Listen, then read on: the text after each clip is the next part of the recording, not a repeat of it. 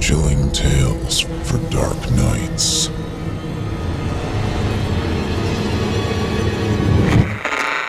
Want to make sure you never miss a Chilling Tales for Dark Nights video again? Be sure to subscribe and hit that bell to turn on notifications. The following program is a production of Chilling Entertainment and the creative team at Chilling Tales for Dark Nights, and a proud member of the Simply Scary Podcasts Network. Visit simplyscarypodcast.com to learn more about this and our other weekly storytelling programs. Thank you for listening and enjoy the show.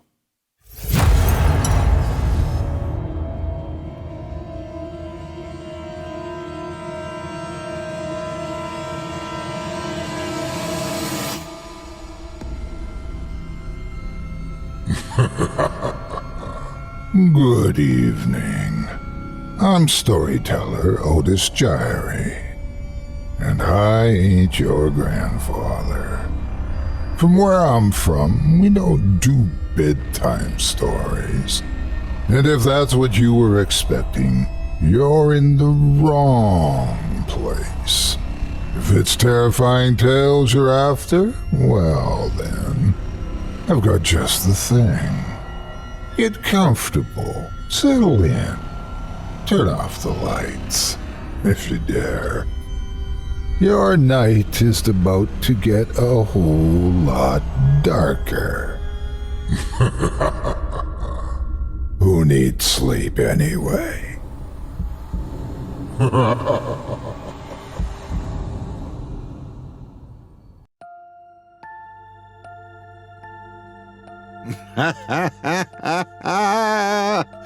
Good evening. You're listening to Scary Stories Told in the Dark. Welcome, dear listeners, to Season 16, Episode 6. I'm your host, Otis Jiry, and here as well is my neighbor, Malcolm Blackwood. Hello, dear listeners. I hope you are well this evening. And in this episode, we'll be performing 5 tales to terrify you, courtesy of authors Craig Groshek, N.M. Brown, Lucretia Vastea, and Dale Thompson. Tonight, we'll hear stories of, well, all kinds of reasons not to be taken for a ride. You're listening to the standard edition of tonight's program, which contains the first 3 spine-tingling stories. If you'd like to show your support and enjoy an extended version of this and other episodes with twice the terror, visit simplyscarypodcast.com and click Patrons in the upper menu to sign up today. Thank you for your support. Your support is most deeply appreciated, and nothing warms our cold, unmoving hearts quite so much as providing more terror than you can take in one sitting. Now, it's time to take a walk together down the moonlit trail. So lock your doors, turn your lights down low, and settle in. The show is about to begin. Hello, Mr. Jiry. I hope you are having a good evening. You as well. My, what an interesting vehicle you have there. Is it new? Well, it is new to me. I bought it from a local mortician. See, it doesn't have many miles on it, but he said it has had many occupants and no one has ever complained. Well, one, but he stopped after a few good whacks. Sounds like quite a fine purchase. It's a shame, though, what with gas prices and all, that finding a reliable means of going from point A to point B is getting tougher and tougher, especially if you have to go through Dimension C to do it.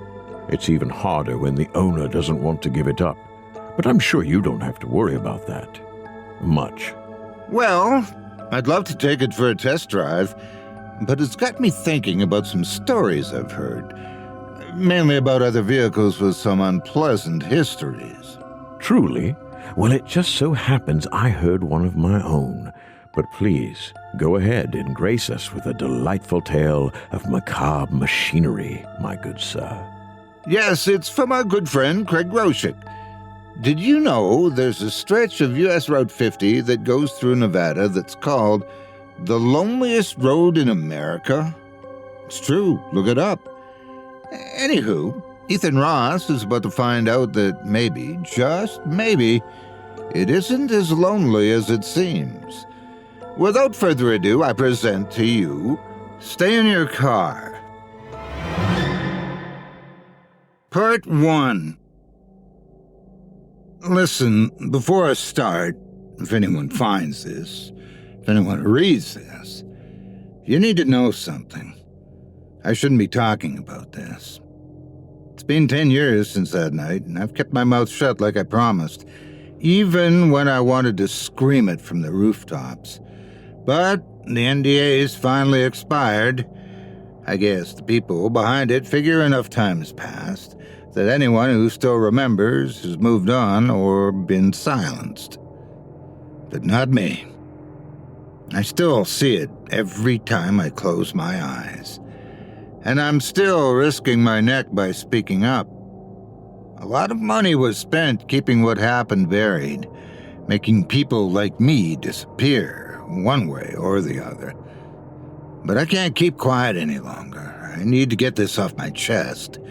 If only so someone else knows what's out there. If you're reading this, if you ever find yourself on a deserted highway in the middle of nowhere, and something tells you to stay in your car, you better listen. It saved my life that night, and if you're lucky, maybe it'll save yours too. It started on a dark, empty stretch of U.S. Route 50 in Nevada.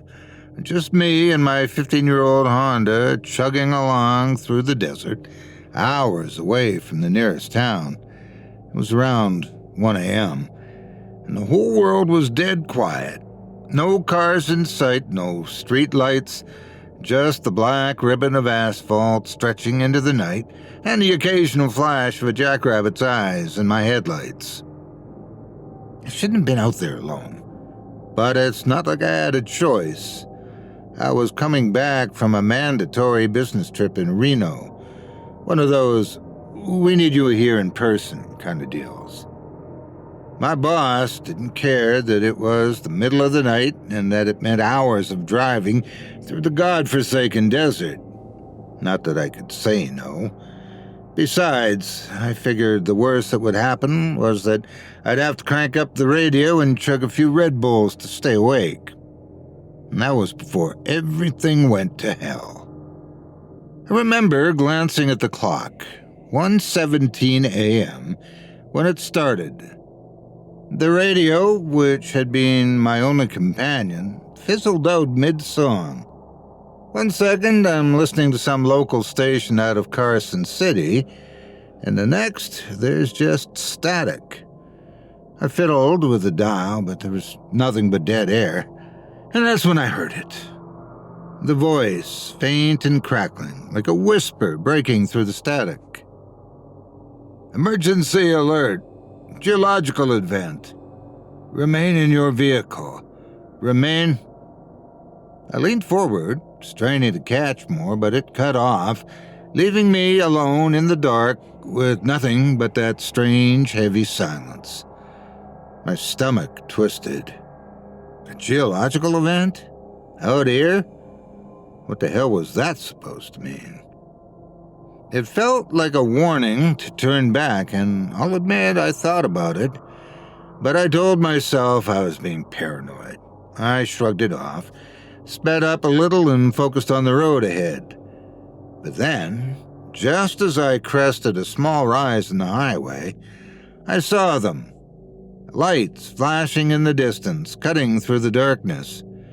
At first, I thought it was just a wreck. An overturned semi blocking the lane, some emergency vehicles parked around it. A hassle, sure, but nothing to panic over. But as I got closer, I saw something that made my skin crawl. There weren't any flashing red and blue lights, no cops, no EMTs, just the steady, blinking hazard lights of abandoned cars, all stopped in a crooked line around the wreck like they'd all tried to swerve and just died. My foot eased off the gas. I rolled to a stop a few car lengths back, the hairs on the back of my neck standing on end. The headlights from my car lit up the scene just enough for me to see that the semi was completely overturned, blocking both lanes. But what really caught my attention were the people standing around. A handful of them, huddled together in the faint glow of their car interiors. Something was wrong. I should have turned around right then, found some other way back. But instead, I turned off my ignition, opened my door, and stepped out. The wind hit me like a wall as soon as I stepped outside, hot and dry, smelling faintly of dust and something else I couldn't place. Something metallic. I squinted, shielding my eyes as a flashlight beam swung toward me. "Hey!" a man called out, his voice sharp and urgent. He was older, mid-60s maybe, with a wild mop of gray hair and a thick mustache that twitched as he spoke. "You shouldn't be out of your car." What's going on? I called back, my words half lost in the wind. He jogged over, stopping a few feet from me, his flashlight aimed low but steady. "Damned if I know," he muttered, glancing nervously at the overturned semi. Road just buckled. No shaking, no warning. Just bam. Everything stalled out right after. Engines won't turn over. We're stuck. I looked past him at the other cars. An old pickup truck, a couple of beat-up sedans, a minivan. All of them dark, their drivers standing nearby, shifting uneasily. I counted 7 people, including the old man, all huddled together like sheep waiting for the shepherd. "It could be an earthquake," I said, trying to sound casual, but the word tasted wrong on my tongue. Or some kind of sinkhole. "Oh, maybe," he agreed quietly, "but that's not what worries me." "What do you mean?" I asked. But before he could answer, a young woman, mid-20s, blonde hair pulled back in a messy bun, poked her head out of one of the cars. "Walter," she hissed, voice tense, "do you see anything?"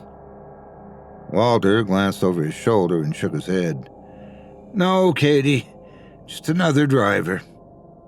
Katie turned her gaze to me, eyes wild and wide. "You didn't see anything, did you?" she asked, voice trembling. "Nothing moving?" My heart started pounding a little faster. "No, nothing, just you folks." "Thank God," she whispered, pulling back into the car. I could see her shoulders shaking. Walter turned back to me, his face set in grim lines. "Look, son," he said softly, "you need to get back into your car. Stay there and don't get out again. Whatever's going on, it's not safe out here." "Oh, what do you mean?" I demanded. "What happened?" He shook his head. "You wouldn't believe me if I told you. But listen, there's allegedly been some kind of geological event, whatever that means. That's what the radio's been saying over and over. Emergency alert. Remain in your vehicle. They've been repeating it for the last hour."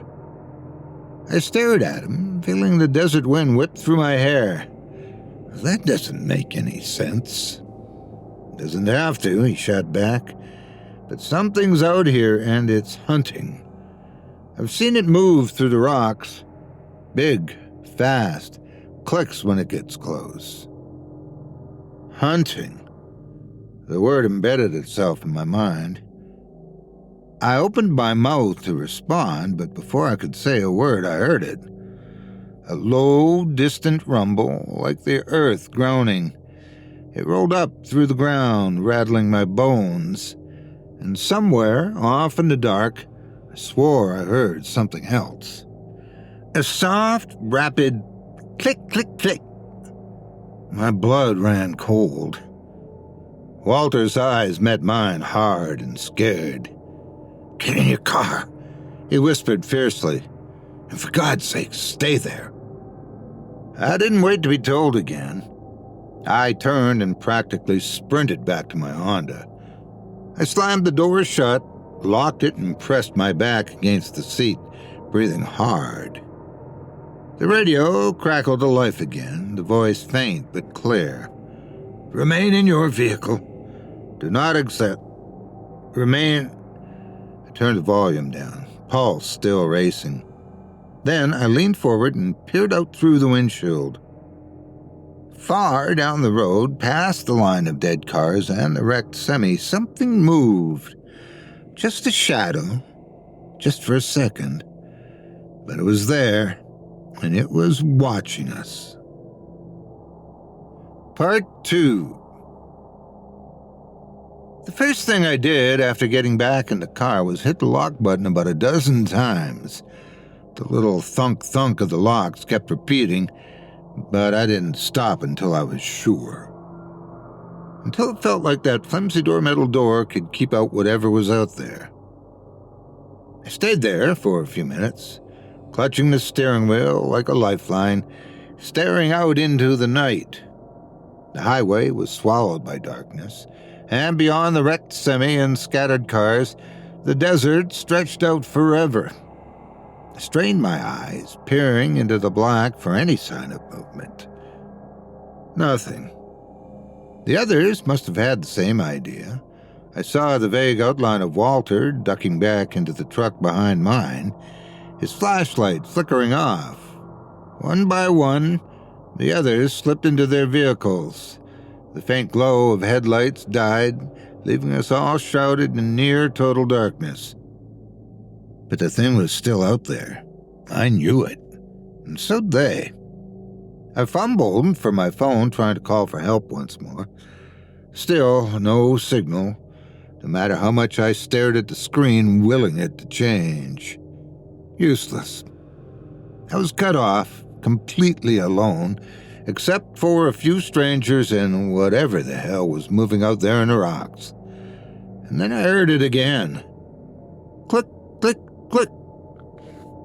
It was soft, so soft I thought I had imagined it. Like the sound a kid makes when they snap their tongue against the roof of their mouth. A kind of low, irregular ticking that raised every hair on my arms. I craned my neck, turning my head toward the passenger side window, holding my breath. I didn't see anything, but that didn't mean it wasn't there. "Stay calm, Ross," I whispered to myself. "Don't freak out." But it wasn't easy. Everything about the scene, the overturned semi, the cars abandoned at awkward angles, the people cowering in their vehicles, the metallic tang in the air, it felt off, like I'd taken a wrong turn and ended up somewhere I shouldn't be. I kept replaying Walter's warning in my head. Don't leave the car, no matter what. I almost laughed out loud.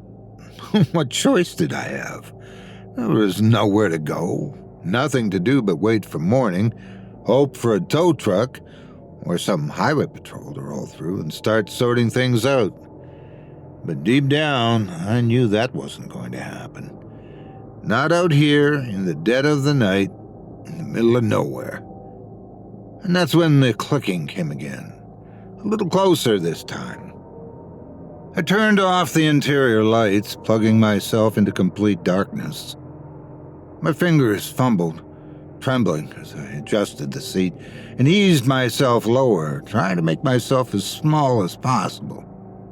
Maybe if I kept out of sight, it wouldn't see me.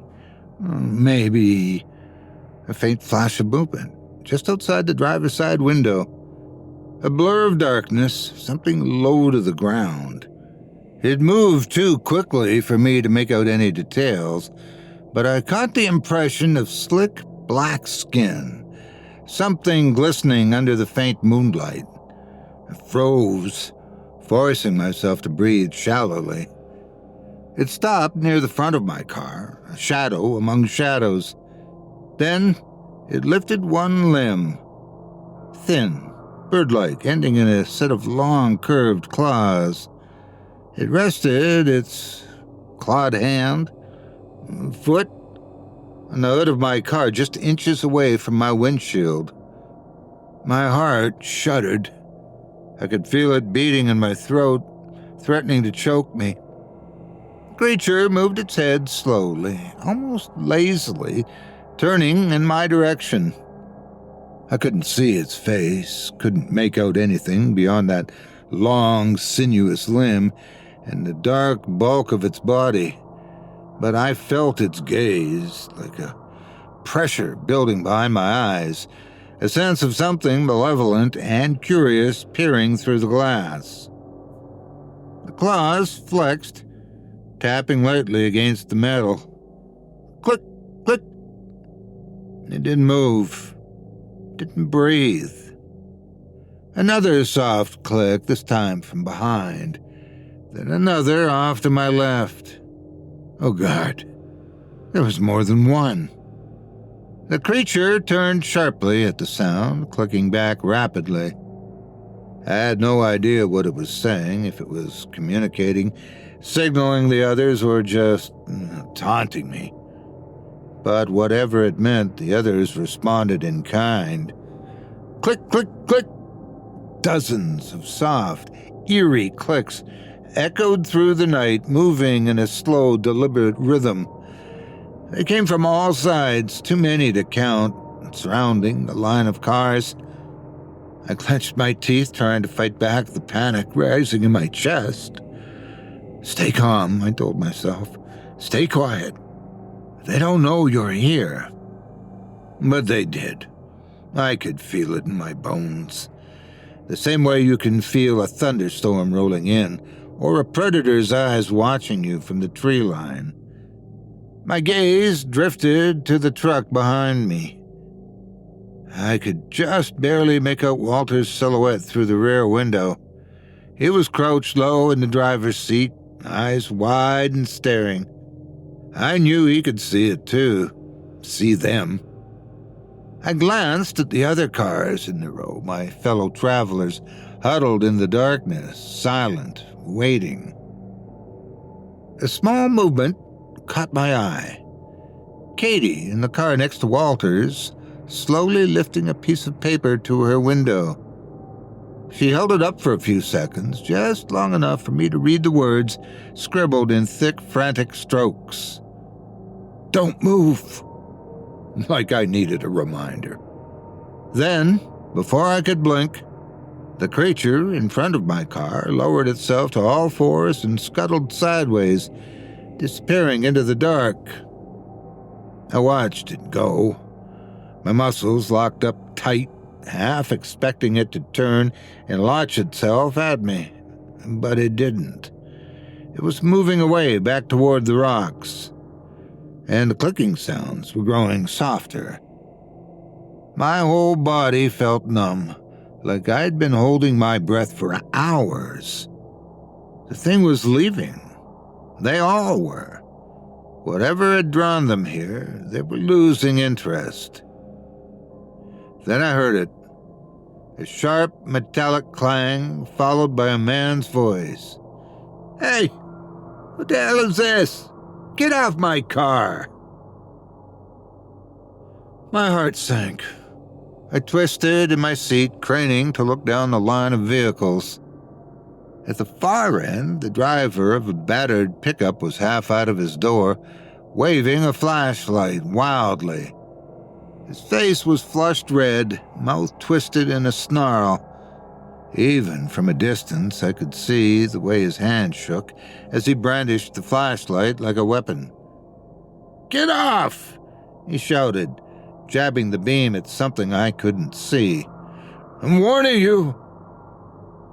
The entire line of cars seemed to hold its breath. I saw Walter frantically waving his hands, mouthing something, but the man didn't see, didn't care. And then the creature lunged. It happened so fast, I almost didn't register it. One moment, the man was shouting, trying to shove his way out of the truck. The next, something huge and black slammed into him, knocking the flashlight out of his hand. I heard the crunch of metal, the shriek of torn fabric, and a wet, horrible ripping sound. The man's scream lasted all of 3 seconds. I clapped a hand over my mouth, biting down hard to stop myself from making a sound. The creature reared up, silhouetted against the pale glow of the flashlight as I bent over him. I saw the gleam of teeth, long, needle-like, stained dark, and then it struck again, tearing into the man's throat. His body jerked once, twice, then went limp. And then, just as suddenly as it appeared, the thing straightened, tossed the body aside like a discarded rag doll. It turned slowly, claws flexing, its head swiveling as it sniffed the air. Then it looked right at me. I couldn't move, couldn't even blink. I just sat there, heart pounding, staring into the darkness. It took a step forward, cocking its head like a curious animal. The clicking started again, rapid and frantic. I realized dimly that it wasn't coming from the creature in front of me. It was coming from everywhere. The others were answering. And the creature hesitated, claws twitching. Then, with a final growl, it turned and loped back toward the pickup. It shoved its head inside the cab, sniffing around the ruined interior, then disappeared into the rocks beyond. I slumped back into my seat, every muscle trembling. For a moment, I thought I was going to throw up. All I wanted was to twist the ignition key, fire the engine, and get out of there. I could feel the urge in every muscle, a raw, desperate instinct to flee. But the memory of Walter's warning and the sight of those things, lingering just beyond the headlights, made me freeze. What if the engine roared to life and they all turned on me? I couldn't take the chance. Somehow I held it together, forcing myself to stay still, to stay quiet. Escape wasn't going to be that easy, and I knew it wasn't over. It had just begun. Part 3. The night stretched endlessly. Every tick of my watch felt slower than the last, each second dragging on as if time itself had come to a standstill. The desert around us was unnervingly still, too quiet, except for the intermittent click, click, click noises skittering in and out of the dark. Walter had been right. The worst thing I could do was leave the car, but staying in it wasn't exactly reassuring either. My back ached from sitting too long, and my heart pounded in my chest as if trying to hammer its way out of my ribcage. I kept expecting the thing, one of them, or all of them, to return at any moment and tear the door right off the hinges. Katie's note kept flashing through my head. Don't move. I stayed still, my breathing shallow, hoping the creatures would lose interest. But the silence was worse than the sounds. If I could hear them clicking, at least I'd know where they were. Now every shadow seemed alive. Every bump of the wind against the car felt like the start of another attack. Then the radio crackled again, just static at first, like a ghost in the machine. But through the static, the automated emergency broadcast returned, eerily calm. Remain in your vehicle. Do not leave for any reason. Await further instructions. I turned the volume down to a whisper, as if the noise alone might attract the creatures. My hands trembled against the steering wheel. It felt like they were waiting for us to break, to make a mistake. I just hoped I wouldn't be the first to crack. Then I heard it. Movement from a few cars down. A creak of metal, the sharp slam of a car door, Someone else was getting out. No, no, no, I whispered, leaning forward, straining to see. It was another man, someone I hadn't met yet, driving a blue pickup. He was fumbling with the truck bed, yanking something out from under a tarp. A flashlight beam flickered in his hand, shaky but stubborn, as he dragged a tire iron free from the mess. His whole body screamed panic. You're an idiot, I whispered under my breath. Get back in the truck, man. Walter must have seen him too. Through his windshield, I saw his shadow move, his head shaking slowly, like he knew exactly what was coming next. The guy in the pickup gripped the tire iron and stood frozen for a moment, glancing wildly around the highway. Then, against all reason, he took off toward the rocks. What are you doing? I hissed aloud, even though he couldn't hear me. He ran, his flashlight bobbing wildly, until he was swallowed by the dark. For a moment, everything was quiet again. No clicks, no sounds. Just the heavy silence of the desert. And then came the noise, sharp and violent. Clang! The tire iron hit something, and the noise echoed across the empty highway like a gunshot. Then the clicking began. Hundreds of clicks, all around us, overlapping and frantic, like an alarm going off. The creatures had heard him. The man's flashlight beam whipped around wildly in the darkness. He screamed, and then something heavy slammed into him. I heard him hit the ground hard, followed by the awful crunch of bones breaking. I covered my mouth to keep from making a sound, watching as something black and slick dragged him back toward the rocks. He kicked once, twice, then his legs disappeared into the shadows. The flashlight flickered one last time before going out completely. And just like that, the creatures were back among us. I slunk lower in my seat, every muscle tensing. Outside my car, I could hear the light scuffle of claws against metal, the faint tap of glass being tested. One of them crawled over the roof of the car next to me, making the frame groan under its weight. Stay still. Stay quiet. A woman, 2 cars down, started sobbing softly. A mother with a toddler. I could hear her whispering frantically, trying to soothe the child, but the sound only seemed to stir the creatures more. One of them crawled toward her vehicle, slow and deliberate, testing the windows with a series of curious taps. The taps turned to loud, deliberate knocks. Then the thing let out a burst of rapid clicks, and another one answered from the darkness. The toddler whimpered, and the mother's soft shushing turned into a panicked whisper. Please, please don't. Glass shattered. I turned away, clenching my fists as I heard a high-pitched scream, a short, piercing wail that cut off as quickly as it started. Something thudded against the pavement.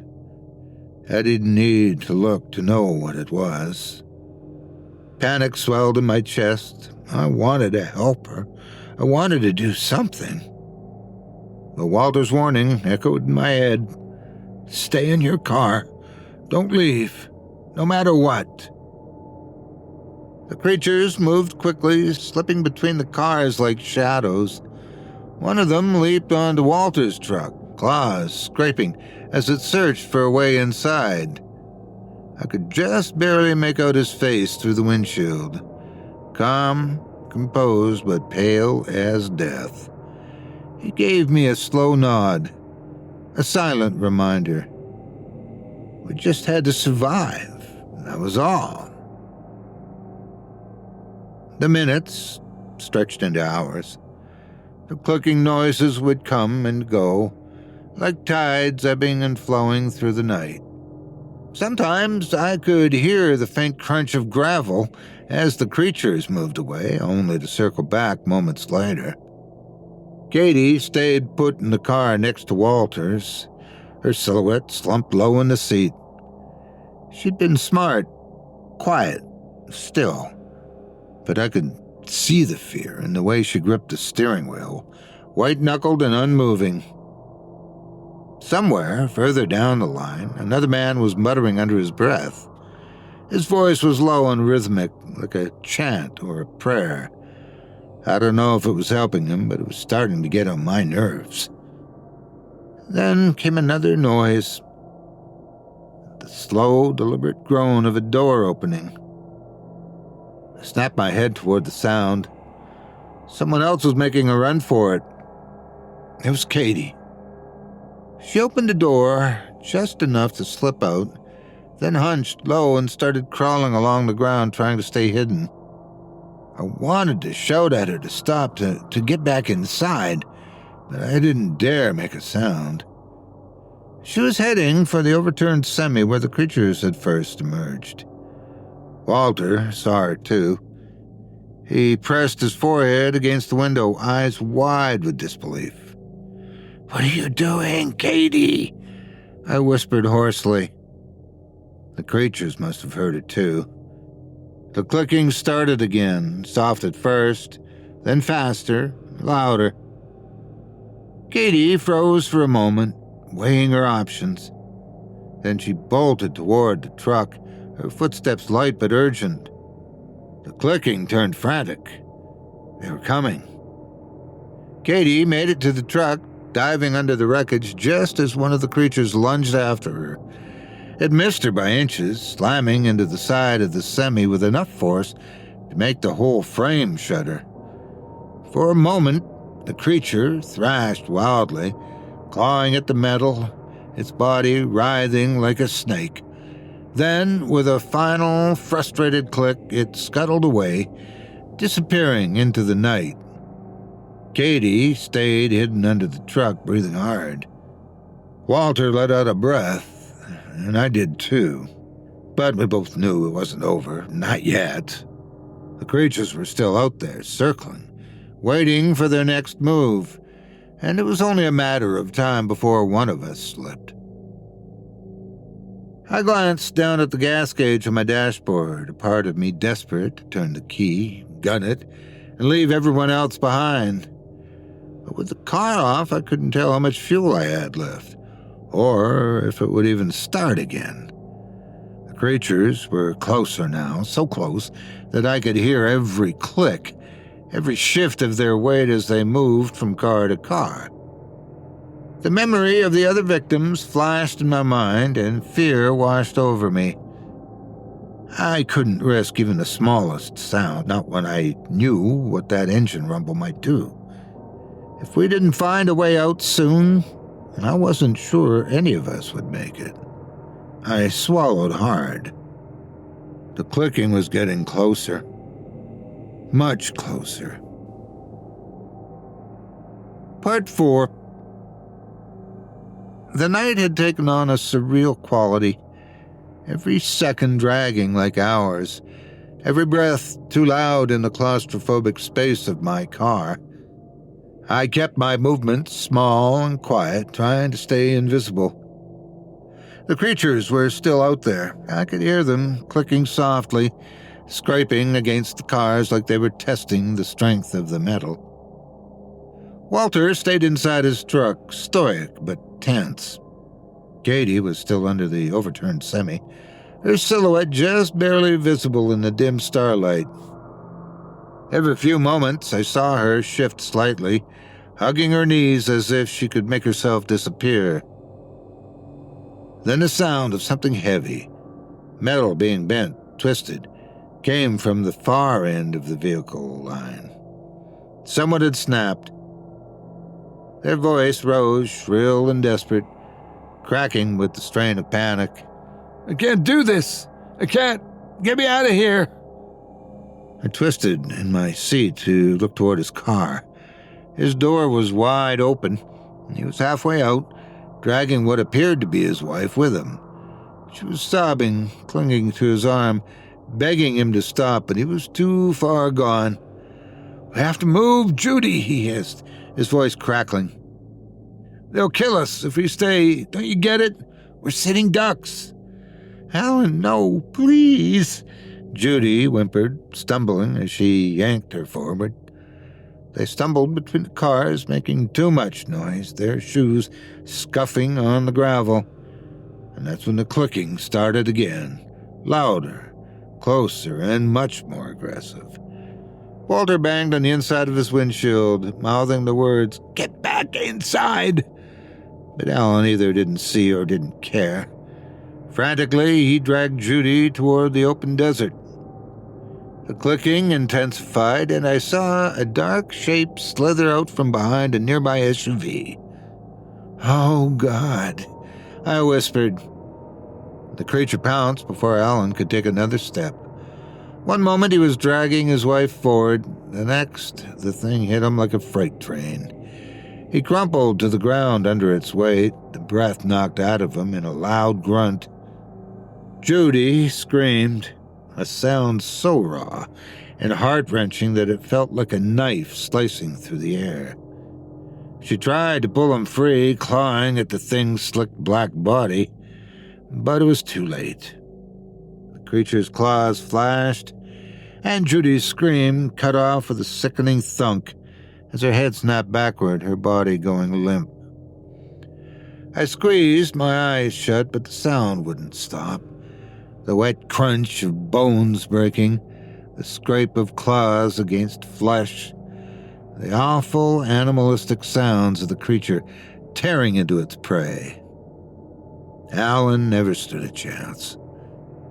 The creature dragged their bodies back toward the rocks, leaving a trail of blood behind. I forced myself to breathe, even though every inhalation tasted like acid. My hands were clammy on the steering wheel, and I felt like I might pass out. Walter's face was pale as chalk, but he held my gaze through the windshield, mouthing the words, "Don't move. Don't you dare." I nodded, biting the inside of my cheek to keep from making a sound. There was nothing we could do, no way to save them, and now we were out of options. The creature had thinned our numbers again, and I could feel them circling closer, emboldened by their latest kill. We had to get out of here. Katie shifted into the semi, her hand waving urgently toward Walter. She pointed to the far end of the overturned truck, where the metal frame had bent just enough to create a narrow crawl space. It looked barely large enough for a person to slip under, but from the way Katie gestured, I could tell it was the only real protection she saw, especially if the creatures came after us. Walter glanced at me, his eyes wide, silently asking if I was ready to move. He didn't say a word. None of us dared. But the urgency in his expression was enough. He and Katie were making their move toward the edge of the lot, maybe closer to the open road where they could plan an escape down the highway. And from his posture, I could tell he was inviting me to come with them. I hesitated, gripping the steering wheel. Walter's plan made sense, but in the back of my mind, an idea sparked. If I could try my car one more time, if it worked, I could escape this mess entirely. I didn't know these people. I didn't know them anything. And if the engine turned over, I'd be out of here in seconds. Katie and Walter held their position, watching me, waiting for me to decide. I forced myself to breathe and then gave them a brief nod, signaling that I'd be with them soon. Walter nodded back, and then, with practiced caution, he crept across the gravel, weaving between abandoned cars and managing to avoid drawing any attention. He slipped under the semi, joining Katie, who waved frantically for me to hurry. They waited, hidden under the metal frame, but I turned my attention to the ignition key in my hand. Just one last chance. My pulse raced as I twisted the key. Nothing. I swallowed hard and tried again, turning the key a little harder, pressing my foot on the gas as if that would somehow change things. The engine gave a series of sickly sputters, coughing and stuttering, but it wouldn't catch. My heart pounded faster as I twisted the key one more time, willing the engine to roar to life. But the only sound was a horrible grating whine, like something broken and dying. I heard Walter slap his hand against the underside of the semi in frustration, and Katie's face, tense and pale, was a mix of anger and desperation. She raised her hands, silently begging me to stop. Then came the clicking, a frenzied, electrifying burst of it, surrounding me from all sides. My chest tightened with terror as I realized I'd drawn the creature's attention. I stopped drying the engine, yanking the key from the ignition, and threw myself out of the car. The darkness seemed alive with movement, shadows darting between vehicles, growing closer with every passing second. My heart thundered as I bolted across the gravel, every muscle screaming at me to move faster, to get to the semi before they reached me. I threw myself under the truck, scrambling into the narrow space between Katie and Walter, just as the first clawed hands slammed into the car that I'd just abandoned, before descending upon the semi moments later. The creatures clicked and furiously clawed at the semi's undercarriage, their frustration growing with each unsuccessful attempt to reach us. Several creatures slithered past the semi, their black, oily bodies gliding through the dark like shadows. They paused momentarily, sniffing the air, their clawed feet tapping on the gravel. I held my breath, willing my body to stay perfectly still.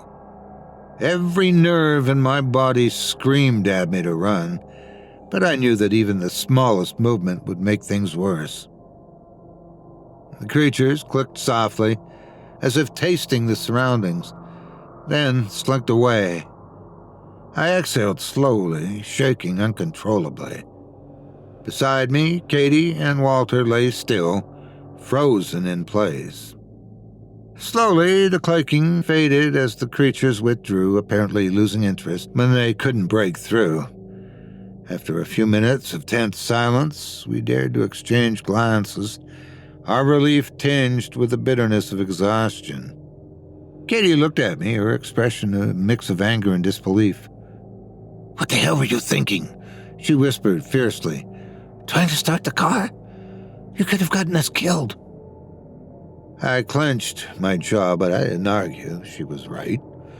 But I was past defending myself.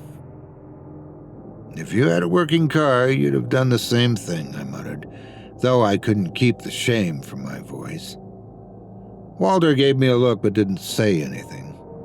Our expressions said it all. We were drained. We stayed under the truck a while longer, gathering what little strength we had left, each of us knowing that as soon as the creatures retreated far enough, we'd have to make a break for it. When the time came, Walter shifted beside me, his face a mask of grim determination. "We move on 3, he whispered so quietly I almost didn't hear him. 1, 2. Before he could say 3, a deafening crash shattered the stillness. One of the creatures had slammed into a nearby car, sending glass and metal flying. It was angry, furious, and the sound of its rage echoed through the night. Walter didn't wait. He grabbed Katie's arm and pulled her forward, motioning me to follow. We scrambled out from under the semi, staying as low as possible. The creatures were distracted, tearing into the abandoned car with a kind of frantic glee, and we used the opportunity to make our escape. We bolted to the far end of the lot, our footsteps light and fast. The overturned semi shielded us from view, but I knew it wouldn't be long before the creatures noticed we were gone. Walter reached the edge of the lot first, his eyes scanning the horizon.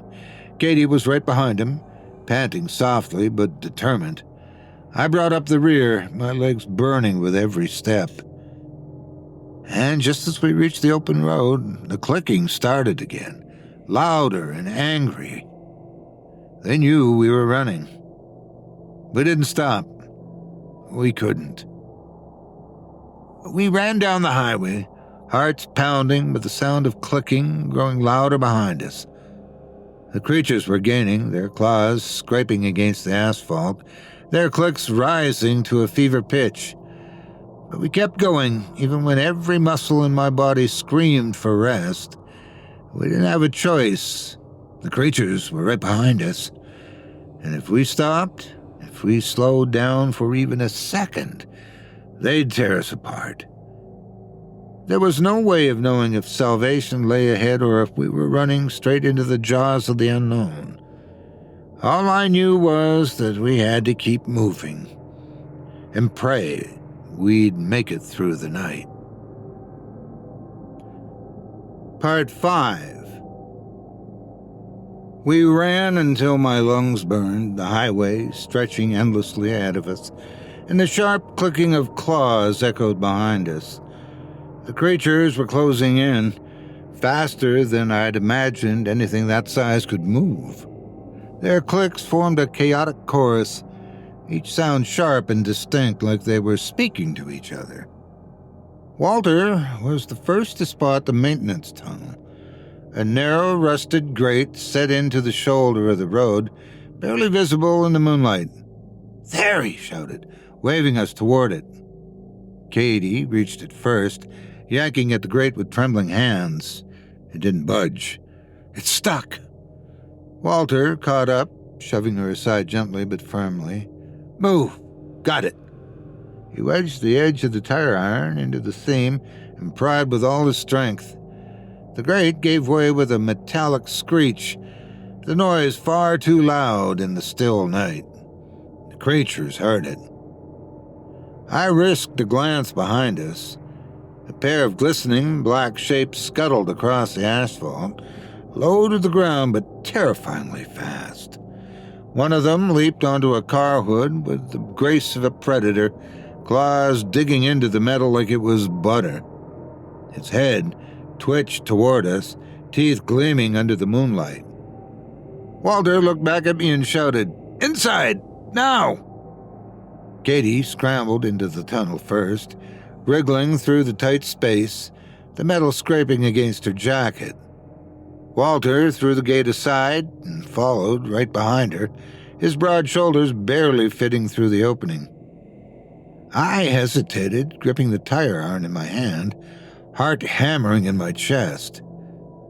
The first creature hit the ground just feet away from me, its claws clicking madly as it skittered forward. There was no time left. I dove head first into the tunnel, my body scraping against the rusted edges. Walter grabbed my arm and yanked me deeper inside, slamming the grate shut behind us, just as the creature plowed into the edge of the grate. It shrieked, an ear-piercing, angry sound, and slammed its weight against the tunnel entrance, shaking the entire structure. "Go!" Walter hissed, shoving me forward. "Crawl, damn it!" The tunnel was pitch black, the only sounds our ragged breathing and the scrape of our clothes against the metal walls. Behind us, the creatures clawed and thumped at the entrance, their clicking now rapid and furious. I didn't look back. I couldn't. The tunnel stretched longer than I had expected, sloping downward into the earth, the air growing cooler and thicker with every step. My hands felt slick with sweat and blood from earlier cuts, but I kept moving, pushing forward on trembling arms and legs. Behind me, Walter grunted in pain. "Go on," he whispered through clenched teeth. "I'll slow them down." I glanced back. "What the hell are you talking about?" "I'm not making it," he said, grim but steady. "They're too close. You and Katie, keep going." "No!" Katie's voice came from somewhere ahead, high-pitched and desperate. "You're coming too. We're not leaving you." Walter shook his head, his eyes sad but determined. "Get the hell out of here," he growled. "Now!" I wanted to argue, but the sounds of claws gripping metal snapped me back to reality. The creatures had found a way through the tunnel entrance, and they were coming, faster now, shrieking and snarling as they closed the gap between us. Walter turned back, brandishing the tire iron like a sword, his eyes locked with mine one last time, a wordless message passing between us. "Run. Save yourselves." I swallowed hard, nodded, and crawled forward, ignoring my burning limbs and the ache in my chest. Katie was waiting for me a few feet ahead, tears streaming down her dirt-streaked face, her body trembling with fear and exhaustion. "We have to go," I whispered, more to myself than to her. "We have to keep going." We crawled deeper into the tunnel, leaving Walter behind. His grunts and the metallic clang of the tire iron echoed behind us. Then came the terrible, wet crunch of something heavy landing. Walter let out a strangled cry, and then nothing. Just silence. Katie sobbed quietly, but we didn't stop. The tunnel opened abruptly into a narrow drainage ditch on the other side of the highway. We tumbled out into the open air, grasping for breath, the cold night wind biting at our skin. For a brief, glorious moment, we felt free. Then the clicking started again, this time from both ends of the tunnel. "They're coming!" Katie cried, scrambling to her feet. I grabbed her arm and pulled her forward, adrenaline numbing the pain in my legs. There, just down the road, a flicker of red and blue lights. Emergency vehicles. "They found us," I gasped, half dragging Katie toward the flashing lights. We stumbled toward the line of vehicles, waving our arms wildly. Katie shouted for help, her voice cracking, but I could barely hear her over the sound of my own heartbeat thudding in my ears. The emergency responders, police officers, EMTs, and men in hazmat suits rushed toward us. I felt a strange mix of relief and terror, knowing the creatures were still behind us, knowing that we had made it only by seconds. "Get down!" one of the officers shouted, raising his weapon. I dropped to the ground, pulling Katie with me, as a burst of gunfire echoed through the night. I heard the creatures shriek in fury, their bodies hitting the ground with heavy thuds. The clicking stopped, replaced by an eerie silence. It was over. Or so I thought. The men in hazmat suits descended upon us, pulling us roughly to our feet. One of them shoved a clipboard into my hands, his voice cold and detached. "Sign this." "What?" I stammered, my mind still reeling from the night's events. "What is this?" "Non-disclosure agreement," the man said flatly. "Sign it, or you'll be detained." Katie clutched my arm, her eyes wide in disbelief. "You've got to be kidding me. After everything?" "Sign," the man repeated, his voice sharp and final. "Now." I looked down at the clipboard, the words swimming in my vision. My hand shook as I scrawled my name across the bottom.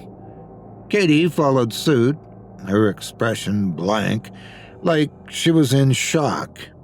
The moment we finished, the men pulled us aside and handed us identical envelopes. "Compensation," one of them muttered, "for your trouble." I stared at the envelope, disgust churning in my gut. They were covering it up.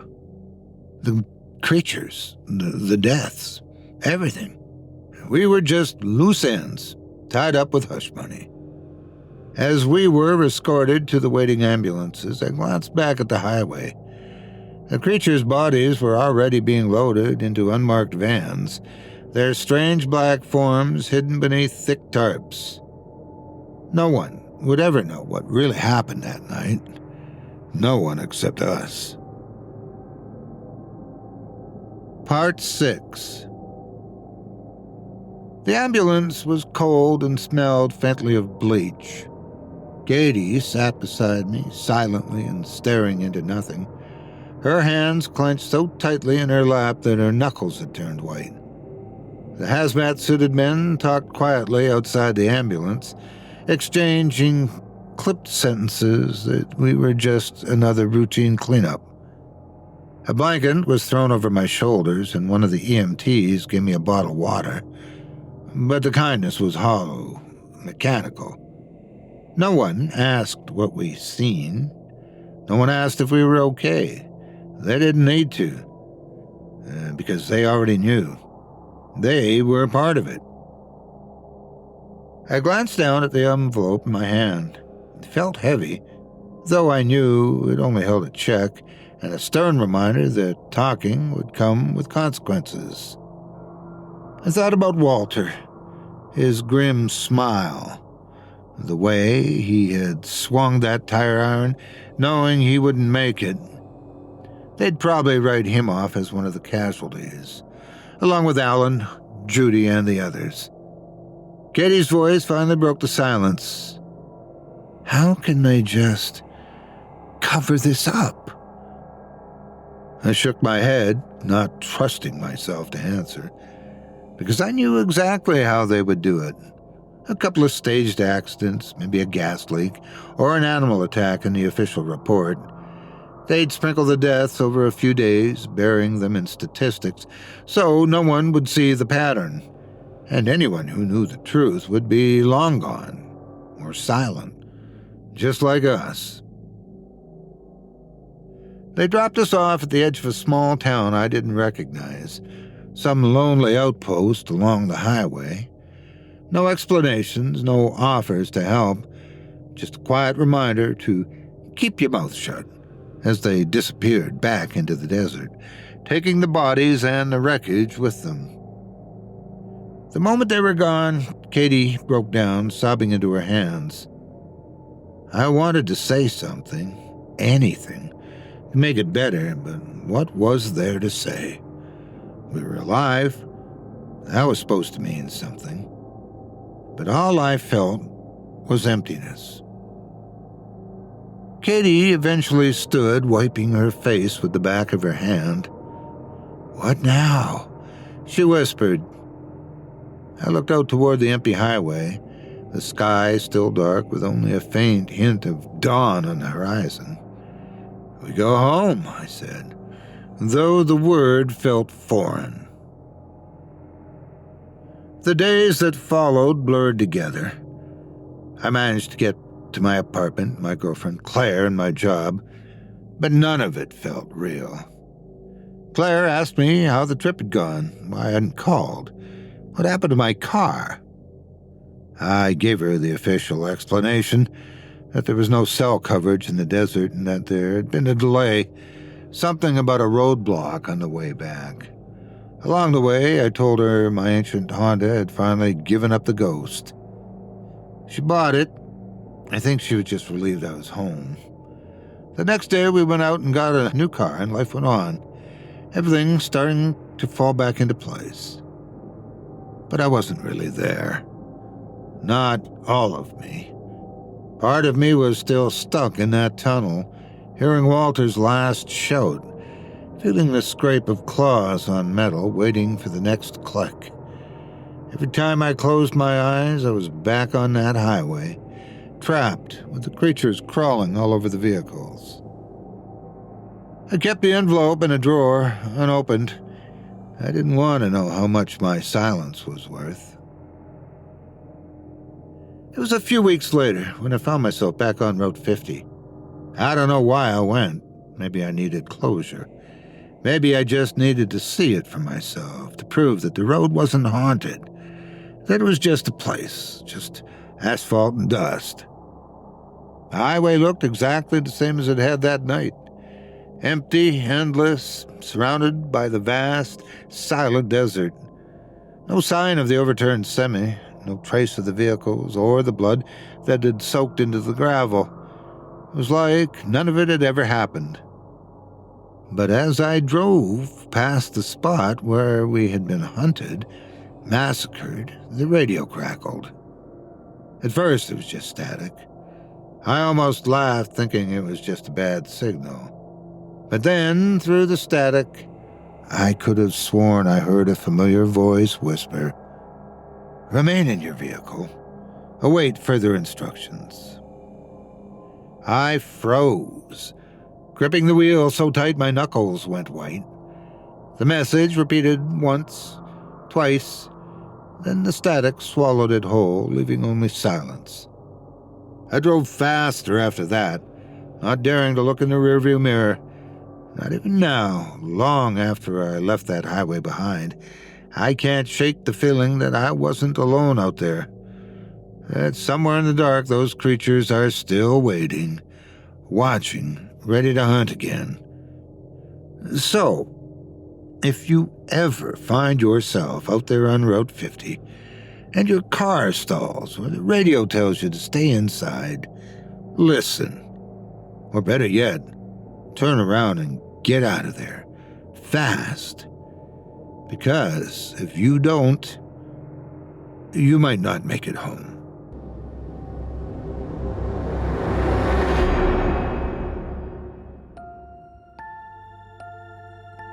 I hope you enjoyed Stay in Your Car by Craig Groshek, as performed by yours truly. If you enjoyed that tale and would love to read more from tonight's very talented featured author, you can help support him by visiting simplyscarypodcast.com/Craig-Groshek.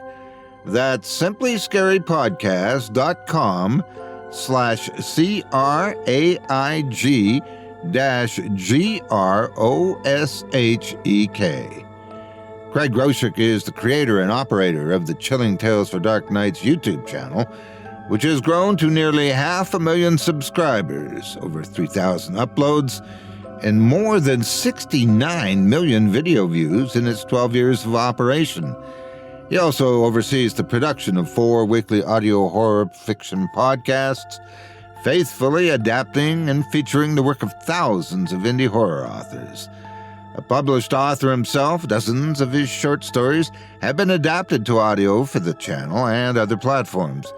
He holds a bachelor's degree in communications from the University of Wisconsin at Stevens Point.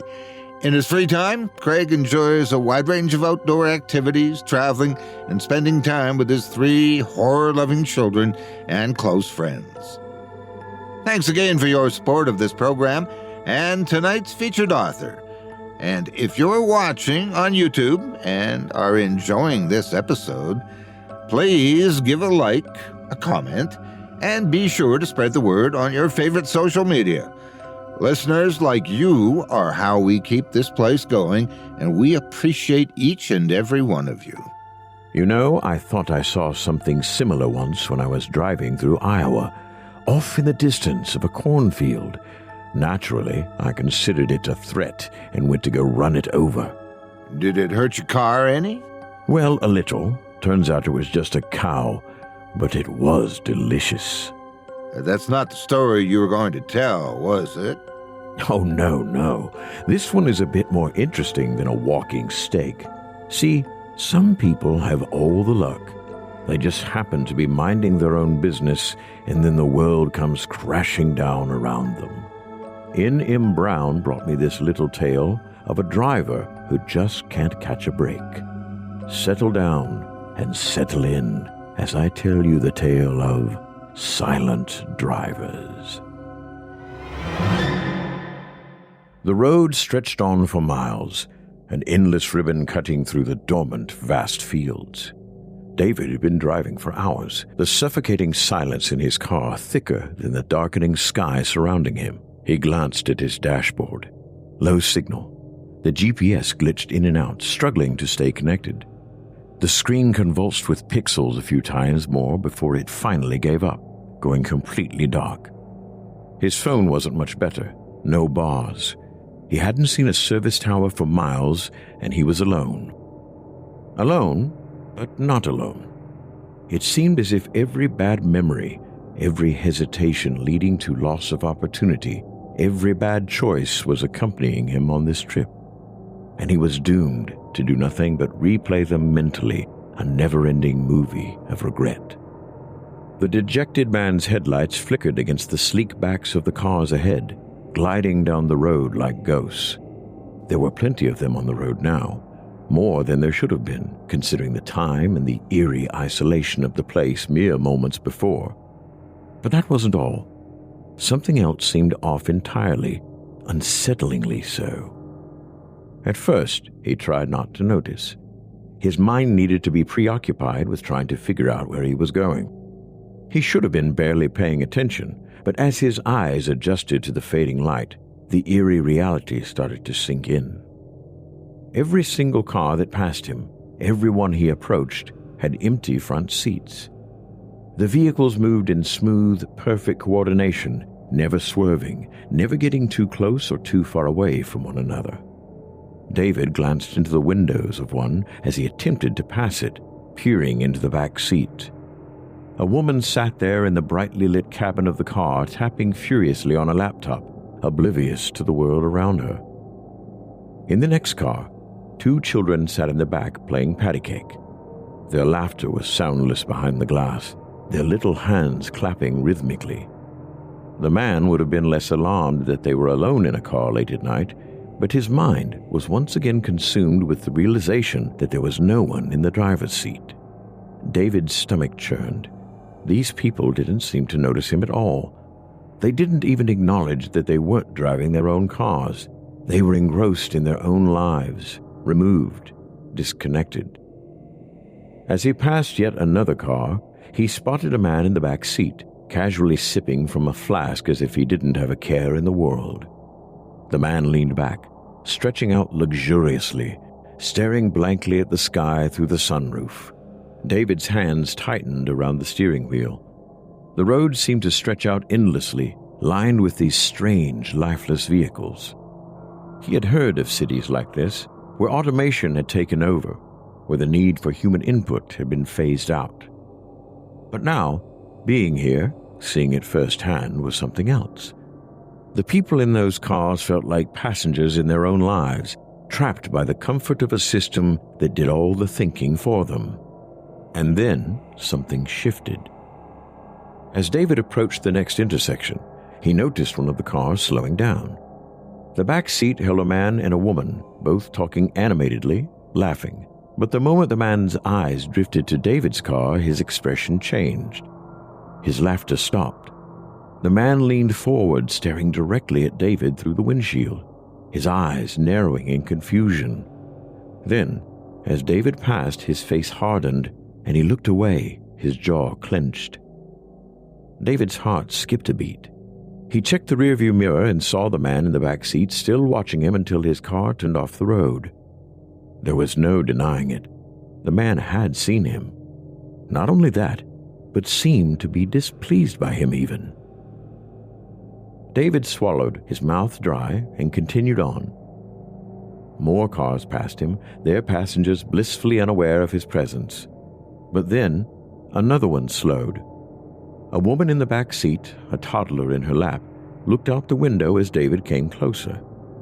Her eyes landed on him and her smile disappeared.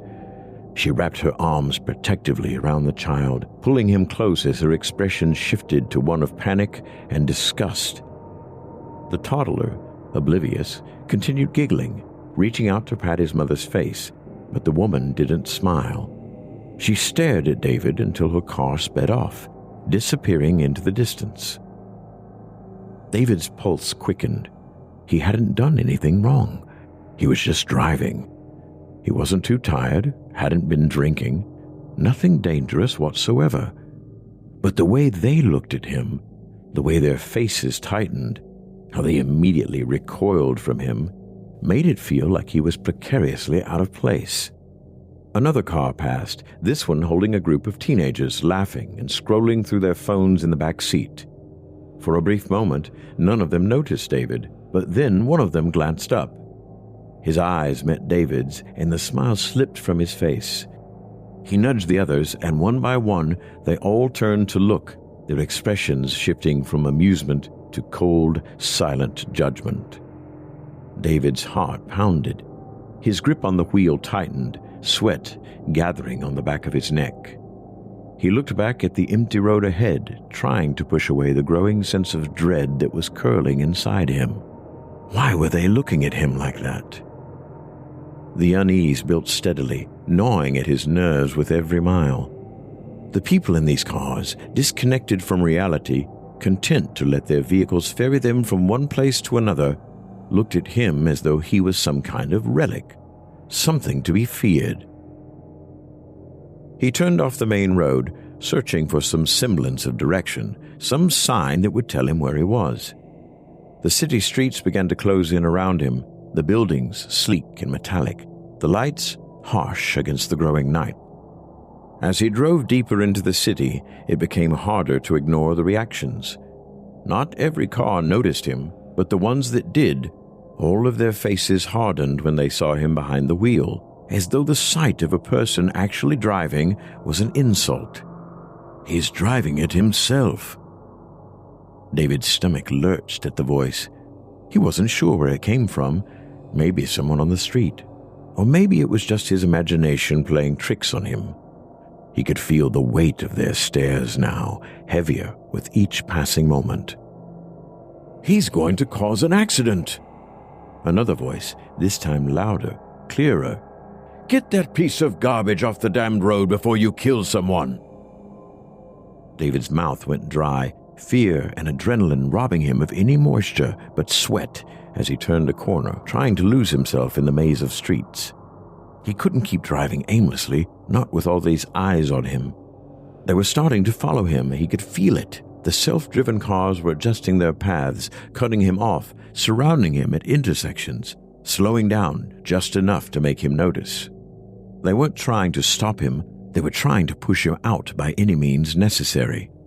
David's fingers were white-knuckled around the steering wheel, his pulse still annoyingly racing in his ears. The city streets blurred past him as he sped up, but it felt like he was getting nowhere. His breath came in short bursts, his mind racing. Something was wrong. He not only could feel it, but knew it now. The way the cars had been reacting to him, the way the people had stared, it was as though they all knew something he didn't. The vehicles around him, once moving in perfect harmony, had started to shift. They weren't avoiding him anymore. They were closing in. One car, sleek and silver, pulled into his lane, slowing just enough to block his path. David jerked the wheel to the right, barely avoiding a collision as he swerved onto a side street. His heart pounded, adrenaline surging through him, but it didn't stop there. Another car appeared from a side street, cutting him off, forcing him to swerve again, his tires screeching on the pavement. David's chest tightened. They were doing this on purpose.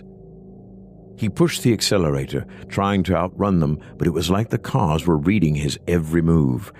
They darted ahead, behind, to the sides, leaving him no room to breathe. Each time he thought he'd found an escape route, another car glided smoothly into place, hemming him in like a predator toying with its prey. "What the hell is happening?" David muttered, his hands shaking as he maneuvered the car down yet another street, this one darker, narrower.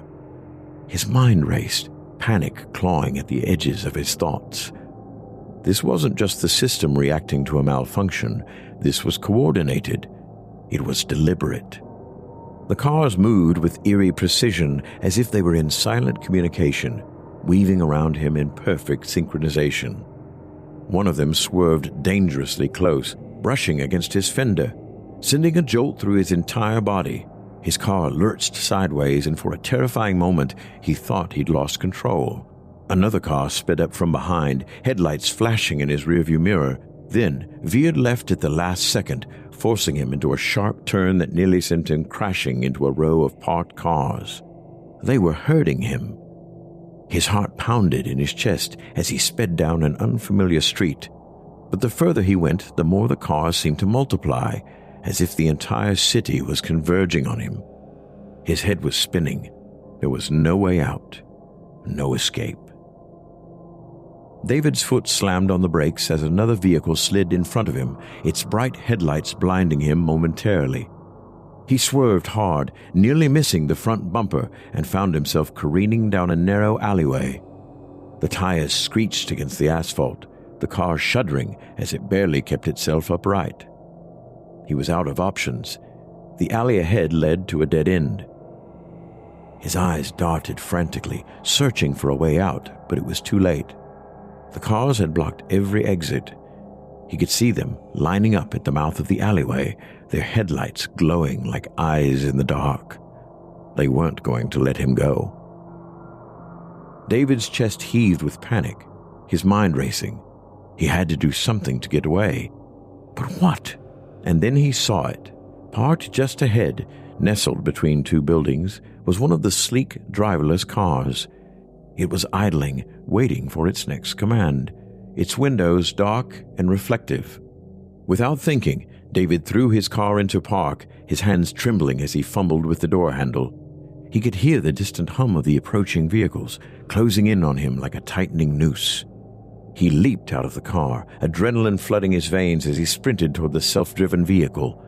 His mind screamed at him that it was crazy, that this wouldn't work, but he was out of options. He reached the car and yanked at the handle.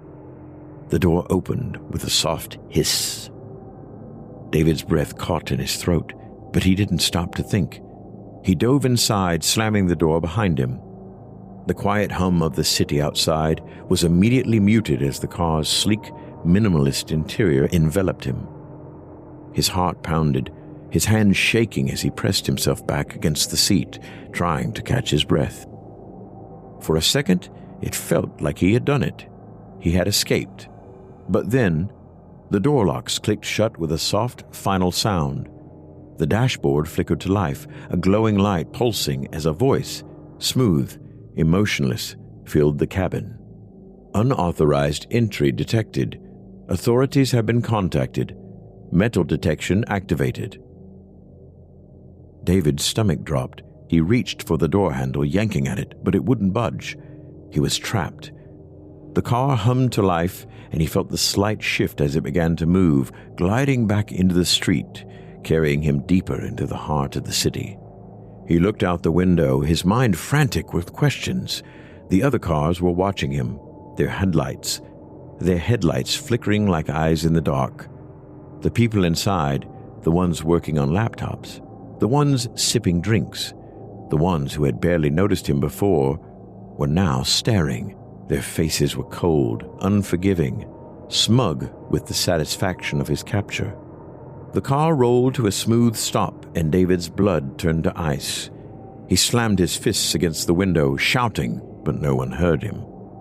The car again began to move on its own, gliding back into the streets, taking him deeper into the city. As the car carried him away, David saw the faces again. Women working on their laptops, kids playing games, men sipping drinks. Some didn't notice him at all, but the ones who did, they all turned cold.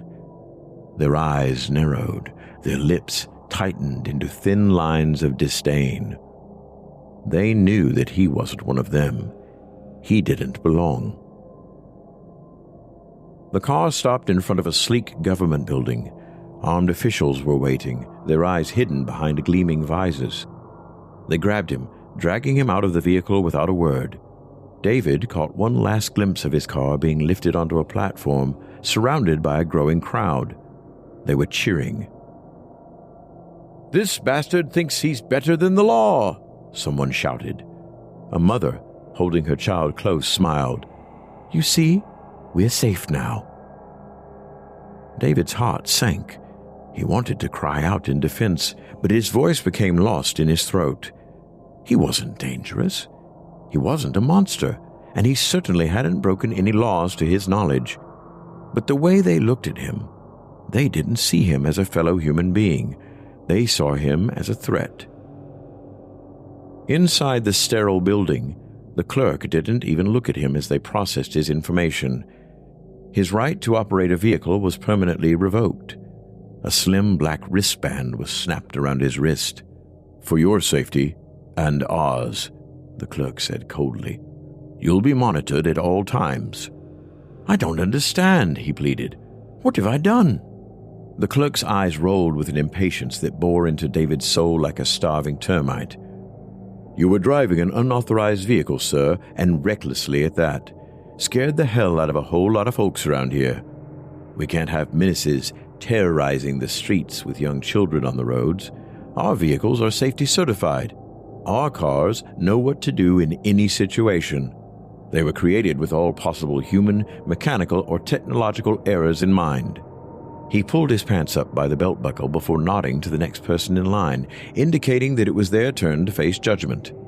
However, he stopped for a quick moment, long enough to ask one final question.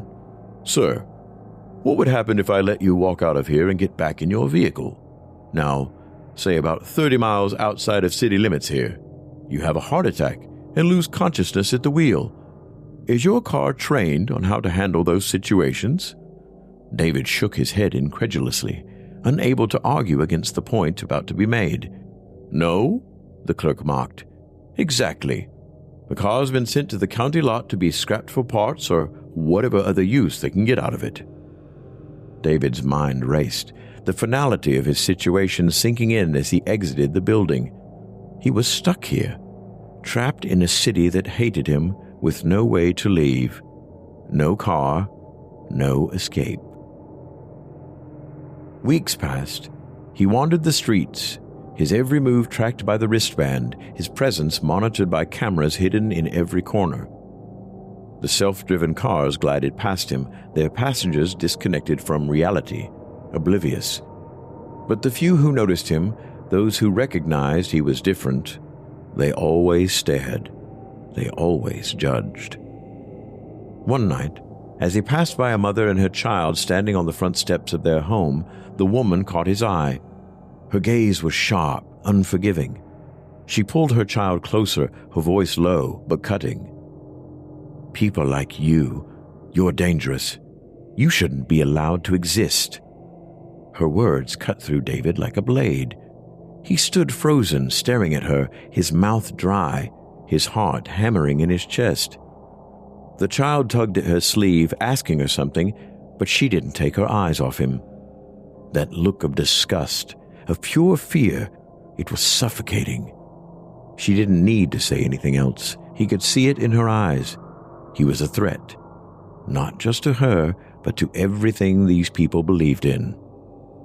David opened his mouth to protest, to say something, anything, to prove he wasn't what they thought, but the words stuck in his throat. He turned away, his feet moving on their own, carrying him down the empty street. The hollow sound of his footsteps echoed in the still night. He wanted to scream.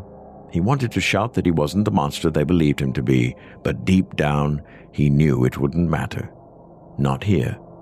Not in this city where every face that turned toward him was marked with judgment, where every car glided past him like a ghost, driven by nothing but the cold hand of technology. His hands trembled as he reached the dingy apartment he had rented.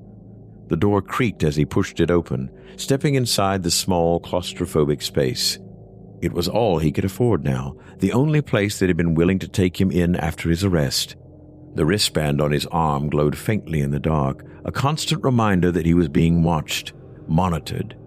He sat on the edge of the bed, staring out the window at the street below. Cars passed silently, their lights casting eerie shadows on the walls. There was no sound, no life beyond the mechanical hum of the driverless vehicles. The city was alive, but not in the way a city should be. It was a place where control and efficiency had replaced human connection. A place where freedom meant being part of the system, and anything outside that system was an abomination. David rubbed his wrist where the band dug into his skin. He could feel the weight of it, heavier with each passing day.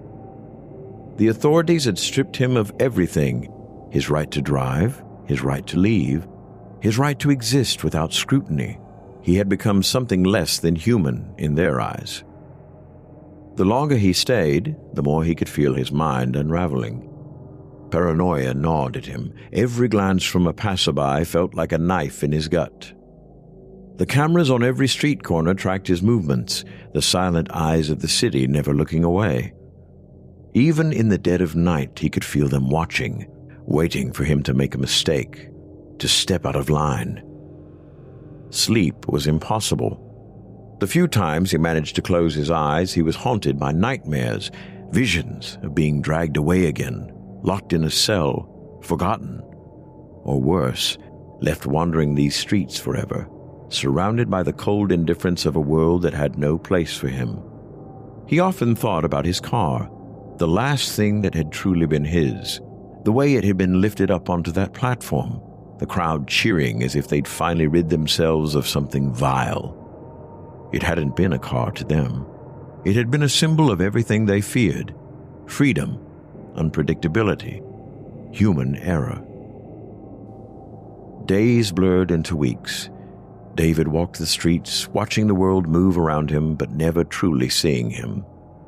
The people, cocooned in their automated lives, didn't look up from their screens, didn't notice the world outside their windows.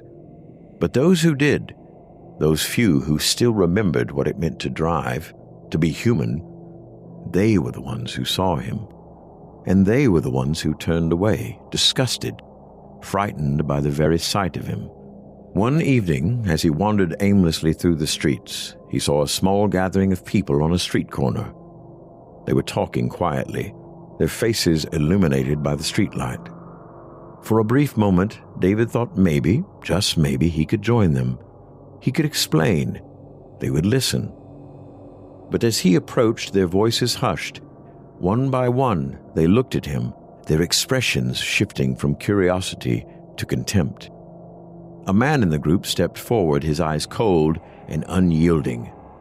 "You don't belong here," he said quietly, his voice dripping with disdain. David stopped in his tracks, the words hanging in the air like a death sentence.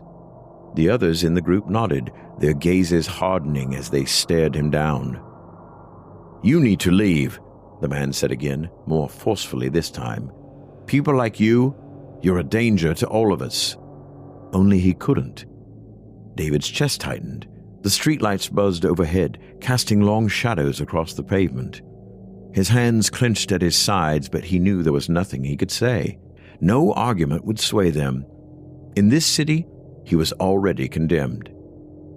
He turned away without a word, his footsteps heavy, the sound of their murmurs trailing behind him as he disappeared into the night.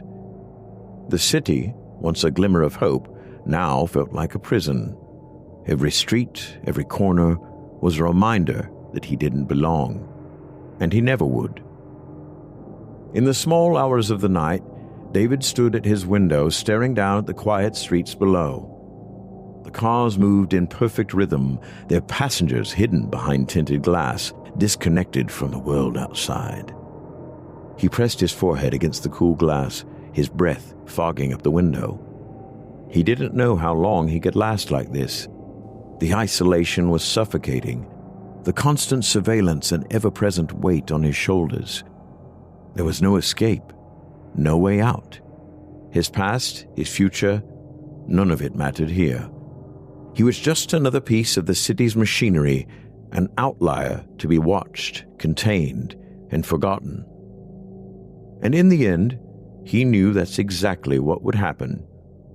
He would be forgotten, contents ripped off for scrap. Just like his car, just like the man who had dared to drive.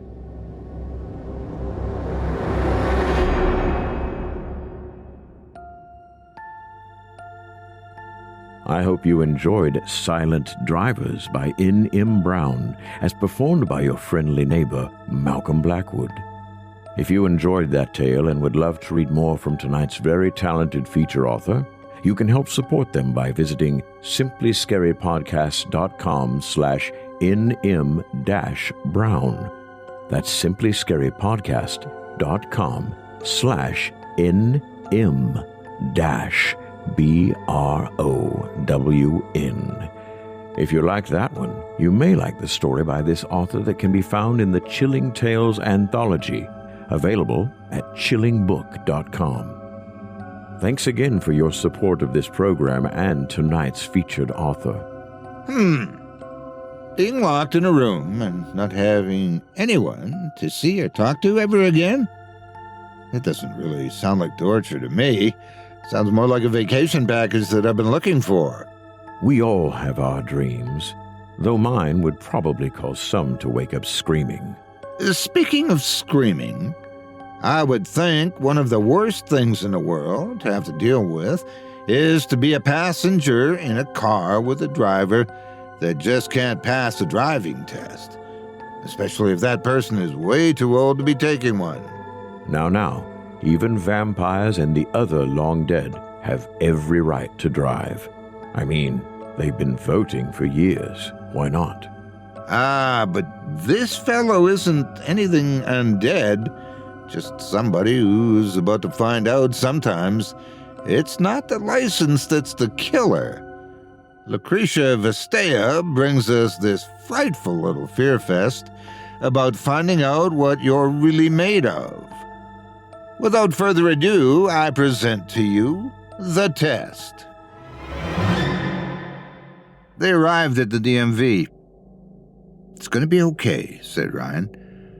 "Just, remember to relax and focus on the road." The parking lot was wide and almost full. In his search for an empty parking space, Ryan passed by a canary yellow Ferrari 488 Spider. He whistled and gave Bill a nudge to place his attention on the car. Bill glanced at the car, mumbled 2 syllables worth of appreciation, and looked away again. After Ryan parked his Honda Civic, they went to the front desk to check Bill in for his practical driving test. As soon as they were in the building, Bill put up his hood and Ryan took the lead. He curled in on himself, hoping nobody would recognize him from last time or the time before. There were too many people in the DMV, hustling and bustling around, arguing with clerks or trying to settle their crying children, for Bill to attract any snickering attention. Still, he found comfort in the preemptive measure. Over the past few months, feeling ashamed of himself came to him as natural as being sleepy in the morning or getting winded when he climbed the 5 flights of stairs up to his apartment. Next. Bill and Ryan put their papers on the counter.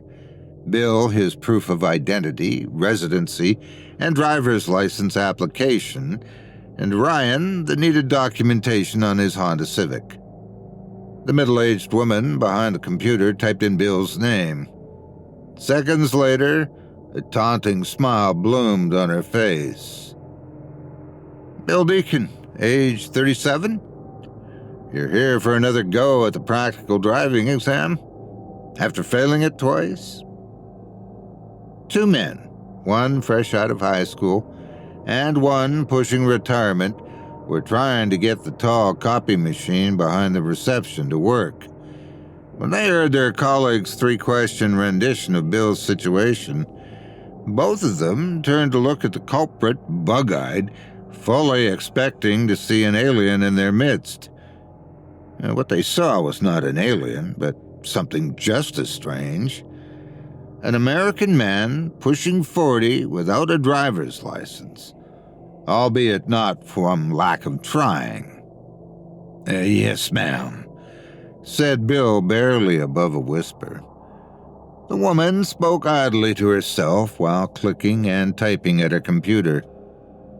Theoretical exam, check. Application fee, check. Oh, German driver's license. Interesting. She double-checked some information on the papers she was presented with and compared them to the ones on her screen. "You're 2 days too early," she said. "I'm sorry?" asked Bill. The woman chuckled again. "You're early," she repeated, pushing the syllables outward as if the discovery of Bill's German driver's license made him less understanding of English. You failed the driving test 28 days ago. You need to wait a month before you can take the driving test again. Bill was too overwhelmed to speak. He did wait a month. Ryan interfered. The lady turned to him. Yes, but last month was February. He needs to wait 30 days, not a calendar month. Says who? Asked Ryan. The woman blinked twice. Our website. No, it doesn't. Your website says a month, nothing more. It's not my problem what you define a month as. You can't expect your public to read minds. The clerk seemed flustered and struggled for words. Tell the tester my friend and I are waiting outside. All right? He parked near the bathroom. Ryan collected his car documentation and turned to leave. Bill followed him outside, and once they fell into step beside each other, Ryan wasted no time scolding him. You have to learn to stand up for yourself, man. You can't let people talk to you like that. Bill didn't react. They reached Ryan's Honda Civic, and Bill started walking around the car with his head down as a means to avoid eye contact. Ryan didn't get the picture. You nervous? He asked. Bill responded in the negative to spare himself more of the same advice. Well, that's good, 'cause here he comes, and it's someone else this time. Bill looked up to see the tester approaching.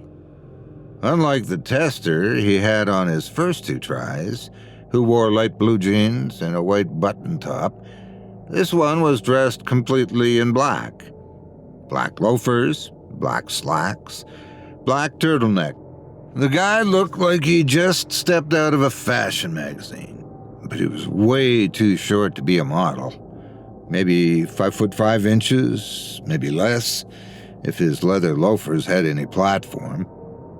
The one indicator that the tester was sensible to the 44 degrees outside was the black coat over his arm, a black coat that was probably hiding the clipboard he would take notes of Bill's driving expertise on. Good afternoon, announced the tester. It wasn't difficult for him to deduce which one of the two men standing before him looked like he didn't have a driver's license. Shall we? He asked Bill. Then he opened the car's passenger side door and got in without waiting for an answer. Straight to the point, this one, ain't he? Ryan chuckled. No introductions, no nothing. He handed Bill his car key and patted him on the back. Good luck, he said. But all Bill heard was, don't screw it up. I have a pregnant wife at home and I can't keep driving you around like a teenage girlfriend. I'll try, said Bill and turned away from his confused friend. Bill got into the driver's seat of Ryan's car, and the second he closed the door, his sense of doom intensified tenfold. Drive, ordered the tester. Bill turned to look at him, certain he was misheard. He didn't even get the chance to adjust the seat or mirrors. The tester had to have known that it was Ryan and not Bill who drove them to the DMV, and the two of them were not the same height. Bill opened his mouth and closed it again. His previous tester had him run several tests before allowing him to leave the DMV parking lot. Bill had to demonstrate that he knew how to use the turn signals, set the car in reverse, explain which dashboard light indicated what button popped the trunk, what button combo activated the driving assistance, which control operated the wipers, and what buttons turned on the AC.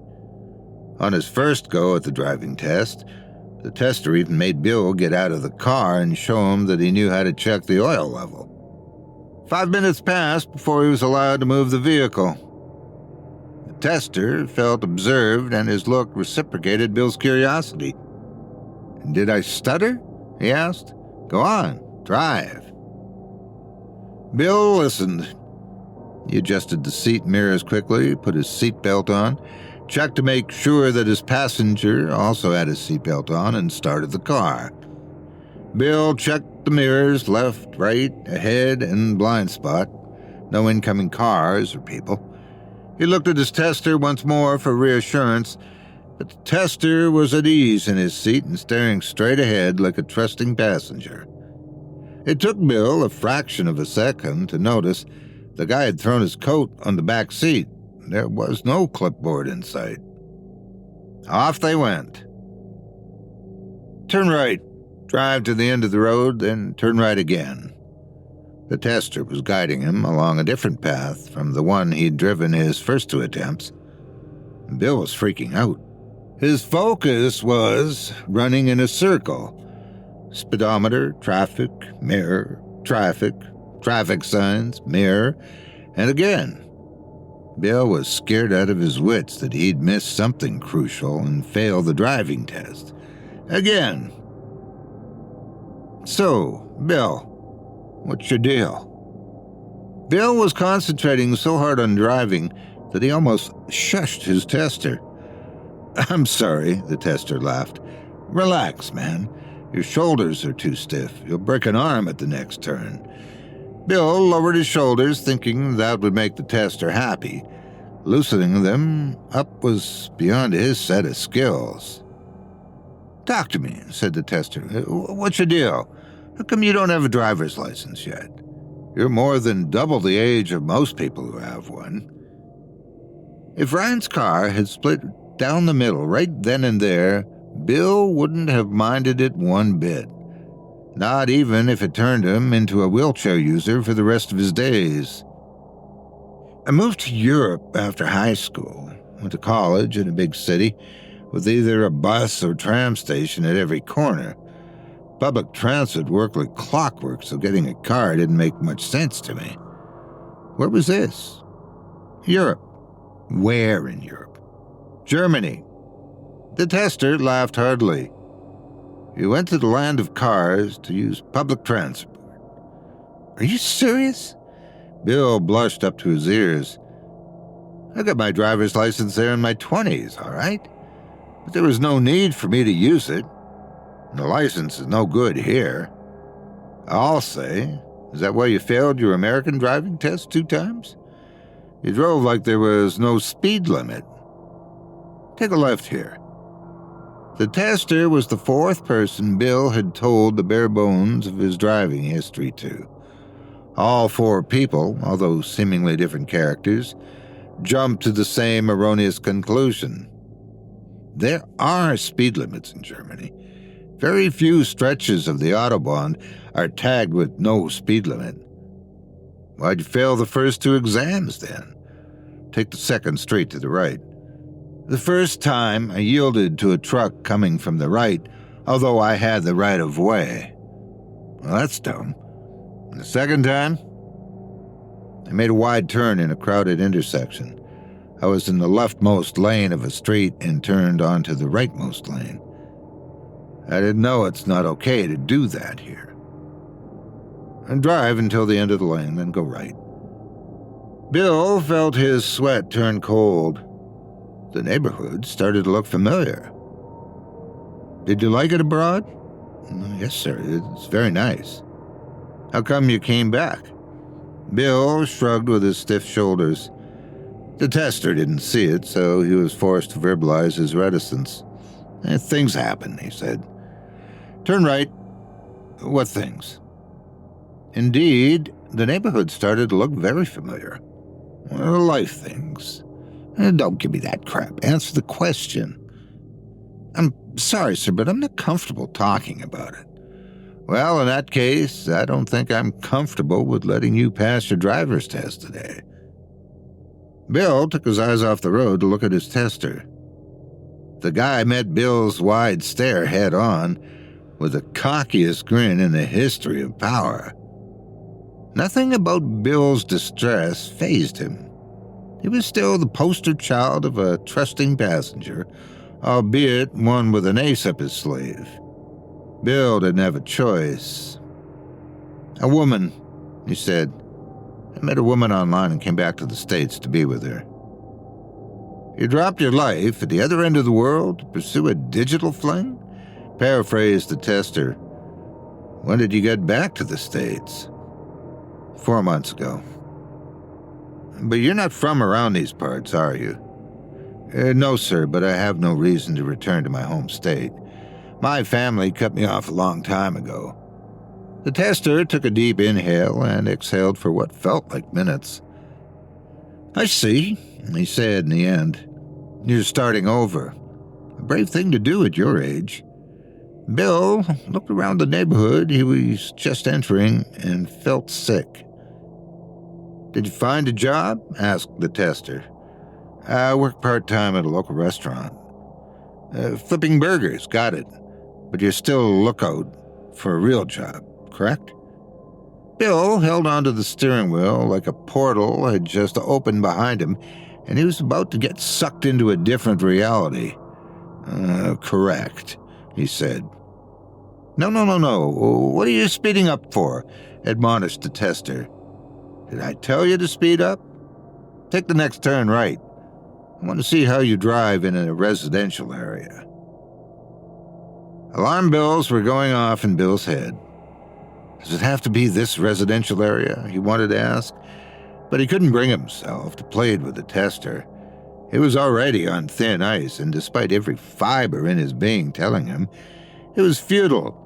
He still held on to the shred hope that he might still get his driver's license today. Did it work out with your lady friend, Bud? If Bill hadn't known any better, he would have sworn that the tester already knew the answer to that question. Unfortunately, no, sir, it didn't. Ain't that a shame? How come? Bill bit his lip. Because she's married and has a 7-month-old baby, sir. Oh, that's rough. Did you know beforehand? Bill took his eyes off the road to look at the tester a second time. Of course not.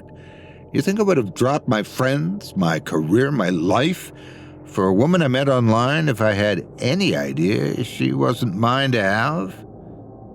Bill was yelling. He realized it too late, too. Pull over, said the tester. Sir, I'm so sorry. I said pull over. Stressed out, I apologize, truly. I can do this. I know how to drive. But ever since I got back to the States, the life has been throwing me a curveball after curveball, and pull over right here. Yes, sir, I'm sorry. Please. I can do this, I swear. I slept poorly last night, that's all. The tester remained as cool as a cucumber. He regarded Bill with an ice-cold stare. Nothing about him was moving, no blinking, no slight expansion and compression of his nostrils to indicate that he was breathing. I asked you to pull over, he said one last time. Bill did what was asked of him. He pulled over, and it took every bit of dignity he had left not to cry. Look ahead, Bill. What do you see? Bill looked ahead. Houses, a grocery store, and a playground. And on the road. Bill shrugged. Weeds and road markings. What kind of road markings? Shoulder line, broken center line, crosswalk. Very good, said the tester. He took off his safety belt and turned in his seat to look at Bill as best he could in a confined space. You saw the grocery store to your left there, right? Bill nodded. He wished the tester would just hurry up and fail him and spare him the onslaught of humiliation. What if I told you the woman who ruined your life is in there right now? Asked the tester. This time, Bill was positive he didn't hear right. What? The tester smiled at him. The malefic smirk was gone, and so was his apparent need to intimidate. His smile seemed genuine.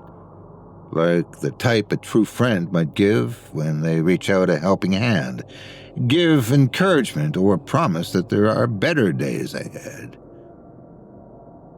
In exactly 126 seconds, the woman you jumped over the Atlantic Ocean to be with will come out of that grocery store and cross the road over the crosswalk 40 feet ahead of us, said the tester. I'll make a deal with you. If you run her over, I'll let you pass the test. Bill chuckled, and he snorted. His snorting made the tester chuckle too, and before they knew it, they were both laughing at each other's laughter, the situation, and their ridiculous request. You're funny, said Bill. 98 seconds, said the tester. They both laughed a bit more until they got it out of their system. Gee, you would have made such a good actor, man. You think? Yeah, I mean, funny you should joke about this because this is her neighborhood. Really? Yeah, she just lives around the block from here. Imagine that. 81 seconds. Bill took off his safety belt. If she comes out of that grocery store in 81 seconds, I'm going to freak out. Well, it's 75 by now. And freaking out is not what will get you your driver's license today. Bill also turned in his seat to face the tester. I know I said you're being funny now, but this is messed up. Think about what you're saying. You're joking about me running someone over in my friend's car. Whose car? The car seats in Ryan's Honda Civic had rips in the brown faux leather everywhere. A big one was on the side of the passenger seat's headrest. For as long as Bill rode Ryan's car, the sponge and white jersey the headrest was stuffed with was poking from in between the faux leather seams, like the headrest had an overblown balloon. But then Bill blinked, and the gash next to the tester's head was gone, and so was the rest of the passenger seat. The tester was sitting on something that, if it were outside of the car, would have looked like a high-end gaming chair. The leather was black and yellow and smooth as butter. Bill looked at his own seat and nearly suffered a heart attack when he saw he was sitting in the same gaming chair look-alike. The futuristic dashboard and yellow hood beyond the windshield made him forget how to breathe. He found his voice again when he received one last confirmation: the logo on the steering wheel. Bill and the tester were sitting in a yellow Ferrari 488 Spider. 40 seconds, said the tester. What is happening? You know what is happening. This is a test of wits, strength, grit, resilience, and all other semantically relevant terms that ultimately mean the same thing. This is insane. You're insane. You want me to kill someone? Would that be such a great loss? Remember what the woman did to you. And you're not the only one. She was ready to ruin her husband's life, too. And that of her baby. And she'll succeed in the end. And after she does it, she'll ruin more lives still. That's not a reason to run someone over. Of course it is. People who show no consideration for other people don't deserve to have any consideration shown to them. And if they take advantage of you and you let them get away with it, then you're worse than they are. Now tell me, Bill, are you a man or are you a mouse? Bill shook his head. This is so stupid. I agree, because it's a no-brainer. You will never get this chance again. Bill rubbed his eyes. Why am I even fighting with you? I'm obviously dreaming. The tester raised an eyebrow. Bill looked at him, begging for confirmation. Right. I'm dreaming. How else could I be sitting here with you in this neighborhood, in my dream car, waiting to kill my ex-girlfriend in 3, 2, I won't do it. The tester pointed at the grocery store entrance. The store employee got out of the store and held the door wide open to allow a young woman to exit the store with her baby stroller. The lady thanked the employee with a big smile, asked him something, which prompted a few more seconds of what looked like a pleasant conversation. Bill's heart was pumping so hard, he felt the blood in his veins start to froth. "Pretty," commented the tester. "She's with her kid. Does it make a difference?" Bill looked at the young woman and felt gut-wrenching jealousy toward the store employee. "I'm a good person," he said. "I do not doubt it," said the tester. "I'm fair, I'm hardworking, and when I love hard. I could love with all my heart." "Sure you can." Bill chuckled. "I need therapy." "Why is that?" asked the tester. Bill didn't answer him. The grocery store employee and the woman said goodbye to each other, and the employee went back to work. The woman started pushing her stroller toward the crosswalk. Bill and the tester locked eyes again. It dawned on Bill how young the guy looked. Skin as smooth as cream, no indents out of place, no gray hairs, eyes as clear as a cloudless winter morning. "Nothing stopping you from getting therapy if you do it, and don't feel better afterward," said the tester. "That's just the thing," said Bill. "That's what I'm afraid of, that I'll feel great afterward." The tester chuckled. Better hurry. She reached the curb, and indeed she did. The young woman pushed her stroller onto the crosswalk. She stepped on it herself a second later. Bill set the Ferrari in drive. "Promise me," said Bill. "Promise me this is all a dream, and I'm not really doing this, and there'll be no repercussions." The tester smiled as if he was about to tease a drinking buddy, and even though Bill was never good at trusting people, he trusted the oncoming promise with total abandon. "If you run your ex-girlfriend over right now, I promise you, there will be no repercussions whatsoever." Bill slammed his foot on the gas pedal, and the Ferrari shot forward. Initially, he thought he'd driven off too late. The woman had already reached the other end of the crosswalk with her stroller. She lifted the stroller's hind wheels slightly to get them on the opposite curb. She never saw Bill. She heard the car incoming, but her head turned too slow. The car yanked her off her feet and threw her in the air as high as the pedestrian crossing sign. The stroller fell over with a crash, and when gravity called the woman's body back to the ground, it did so relentlessly. She fell face first on the curb in front of the grocery store. By the time someone finally heard the baby's wails, his face was as red as the blood pooling around his mother's head. Bill was shaking from head to toe. "Easy, easy, easy. Slow down. This is still a residential area," said the tester. "If you want to push it, we can take this baby back onto the highway." "Can I wake up now, please?" "Don't be silly. Take the next turn right." Bill did as he was told. The tester guided him past two more turns, and shortly before they reached the DMV, Bill noticed he was back in his friend's Honda Civic and oversaw a stop sign. "Well, there goes your chance of getting your driver's license." Bill almost ran off the road. "What? What? You didn't see that stop sign?" "But wait a minute. Back at the crosswalk, you said..." "Back where?" "At the crosswalk. In the Ferrari." "Ferrari? What Ferrari?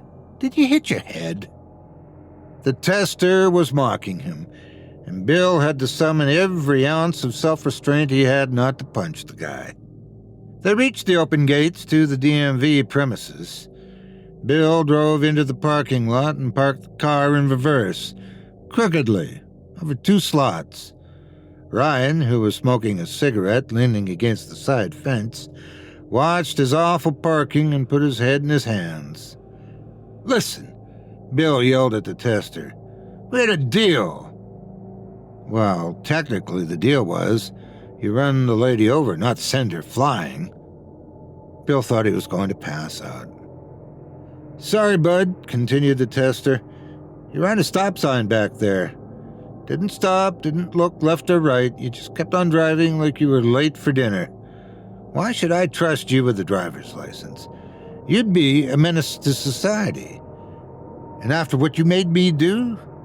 Oh, no, buddy. Hold on a minute there. I didn't make you do anything. I gave you a choice, and you chose. The choice didn't come with conditions." "All choices come with conditions," said the tester, and reached behind himself, in between his and the driver's seat, to grab his coat off the back seat. Bill clutched his wrist in a bruising fist. "You asked me if I'm a man or a mouse," he said. "I'm a man." The tester's blue eyes sparkled. "I proved it to you earlier today, and I can prove it again. Any time. Just give me this. I need this, please. I'll do anything." The tester pursed his lips. "Anything?" he asked. Bill was too embarrassed to say the word again, so he just nodded. The tester yanked his wrist out of Bill's grip and retrieved a business card from one of his coat pockets. It handed it to Bill. "Congratulations," he said. "You're hired." Bill was dumbfounded. I'm sorry, what?" "You need a job," said the tester, "and I need a driver. One who's a man and not a mouse." But, Bill mumbled, "I don't have a driver's license." "Well, in that case, double congratulations are in order." The tester retrieved something else out of his coat pocket. The shape and size of it made Bill think. It was another business card, but it wasn't. It was a driver's license. Bill's driver's license, with the correct picture, personal information, and validity. Bill didn't question it. After all, the same thing happened to him in his early 20s in Germany when he passed his practical driving exam. After returning to the DMV's parking lot, the tester simply handed him his freshly pressed and foiled driver's license. Bill had no reason to think America was any different. "Quit your job at the burger joint today," said the tester. "I'll be in touch." Then he got out of the car and walked toward the building with a gait that foretold an existence void of struggles or worries. Ryan approached Bill with a defeated demeanor. He did not look forward to going home to his pregnant wife and telling her that, once again, their full-grown neighbor failed his driving test, and in a month, he'll have to do the song and dance of taking him to the DMV all over again, because the guy was too pathetic to make any other friends. Not anymore, thought Bill. His life was about to change drastically. He could feel it in his bones. You okay, bud?" Ryan asked him. Bill held up his brand-new driver's license with a wide smile. "Only if you let me drive us home," he said, to which Ryan cheered. Ryan was too excited to ask questions. After all, he had had his license for 2 decades. For all he knew, the license cards were issued before the exam now and handed out immediately if the person passed. He didn't see a reason to be inquisitive and put a damper on the happy occasion. On their way out of the DMV parking lot, Bill slowed down when they drove past the canary-yellow Ferrari 488 Spider. "Bet it glides like oil," said Ryan. "Better," Bill wanted to tell him, but he chose not to. Couldn't be too careful. He drove out of that parking lot one last time, grateful that Ryan noticed neither the dent in the Ferrari's bumper nor the blood splatter above the right headlight.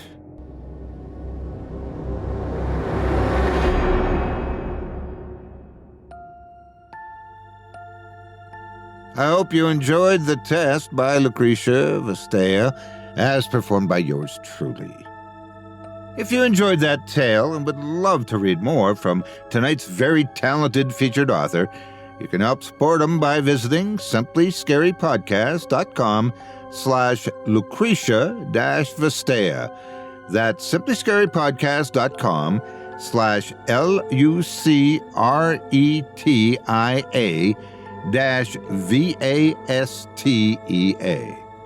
Perhaps coincidentally, just like our previous tale, Lucretia has a story in the Chilling Tales anthology, but this one also happens to be car-related. Spooky or what? Thanks again for your support of the program and tonight's featured author, as well as all of our other authors who provided us with stories tonight. And thank you to Malcolm Blackwood for his evening's tale. Thank you again, most kindly. Now, if you don't mind, I'm going to take my new ride out for a test drive around the block. If it happens to turn into another car when I make a few lefts, I'll be sure to give you a call. With my luck, it'll probably be DeLorean. Now, before we go, we'd also like to take a moment to thank you personally for joining us on this episode of Scary Stories Told in the Dark. If you enjoyed what you've heard on today's program, please take a moment to stop by our iTunes page or wherever else you listen to your favorite podcasts and leave us a 5-star review and a kind word. It makes a huge difference and would mean a lot to us. If you'd like to hear a premium extended edition of tonight's and all of our other episodes featuring Twice the Terror, visit simplyscarypodcast.com today and click the Patrons link in the menu at the top of the screen. You'll find yourself at chillingtalesfordarknights.com, where you can purchase season passes for this podcast and our other quality storytelling programs. Or become a patron for as little as $5 a month and get access to our entire audio archive. It dates back to 2012, and it's all ad-free. If you happen to use Facebook, Twitter, Instagram, or YouTube, you can follow and subscribe to Chilling Tales for Dark Nights there, where you'll get all of our latest updates and new releases and have the chance to interact with us each and every week. And you can subscribe to me on YouTube as well at the Otis Jiry channel, where you'll find releases of my series, Horror Storytime, dating back to 2014. And you can find me on Facebook, Twitter, or X, and Instagram too. Just search for Otis Jiry. And as for my neighbor, well, stay tuned. Good evening to you, and with a tip of my hat, I wish you only the sweetest nightmares. Until next week, stay spooky and get some sleep, if you can.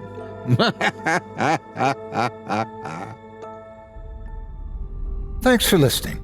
You've been listening to Scary Stories Told in the Dark, a production of Chilling Entertainment and the creative team at Chilling Tales for Dark Nights, and a proud member of the Simply Scary Podcasts network. Visit simplyscarypodcast.com today to learn more about our network and our other amazing storytelling programs. Tonight's program was hosted and its featured stories performed by yours truly, Otis Jiry. Selected stories have been adapted with the kind permission of their respective authors. Original music provided by Luke Hodgkinson and Jesse Cornett. Sound design and final mixing and mastering provided by executive producer and director Craig Groshek. Program's artwork and logo by David Romero.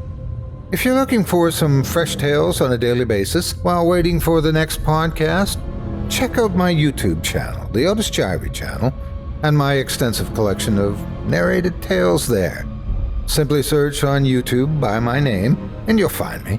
And don't forget to subscribe and press the bell notification icon to get my latest releases. Got a scary tale of your own that you'd like performed? I take submissions. Email it to me today at otis@simplyscarypodcast.com to have your terrifying tome considered for production in a future episode of this show. That's OTIS@simplyscarypodcast.com. If you've enjoyed what you heard on tonight's program and are joining us on your favorite podcast app, Subscribe to us to be sure you never miss an episode, and leave a 5-star review and a comment. Your feedback means a lot to me. You can also follow Chilling Tales for Dark Nights and yours truly on Facebook to connect anytime and get the latest updates on this and other programs and my channel. If you're listening on the Chilling Tales for Dark Nights YouTube channel, do us a favor and hit the subscribe button and the bell notification icon for ctfdn as well, to get more spooky tales from me and the crew, and another episode of this program each and every Wednesday. And don't forget to hit that thumbs up button to tell us how we're doing and leave a kind word or a request. And don't forget to visit us at chillingtalesfordarknights.com and consider supporting the team by becoming a patron. In addition to helping us out, you'll get exclusive access to our audio archive and ad-free downloads of all your favorite stories, including those you've heard on this program. As for me, I'll be back next Wednesday with more terrifying tales to keep you up all night. But that's all right. Who needs sleep anyway?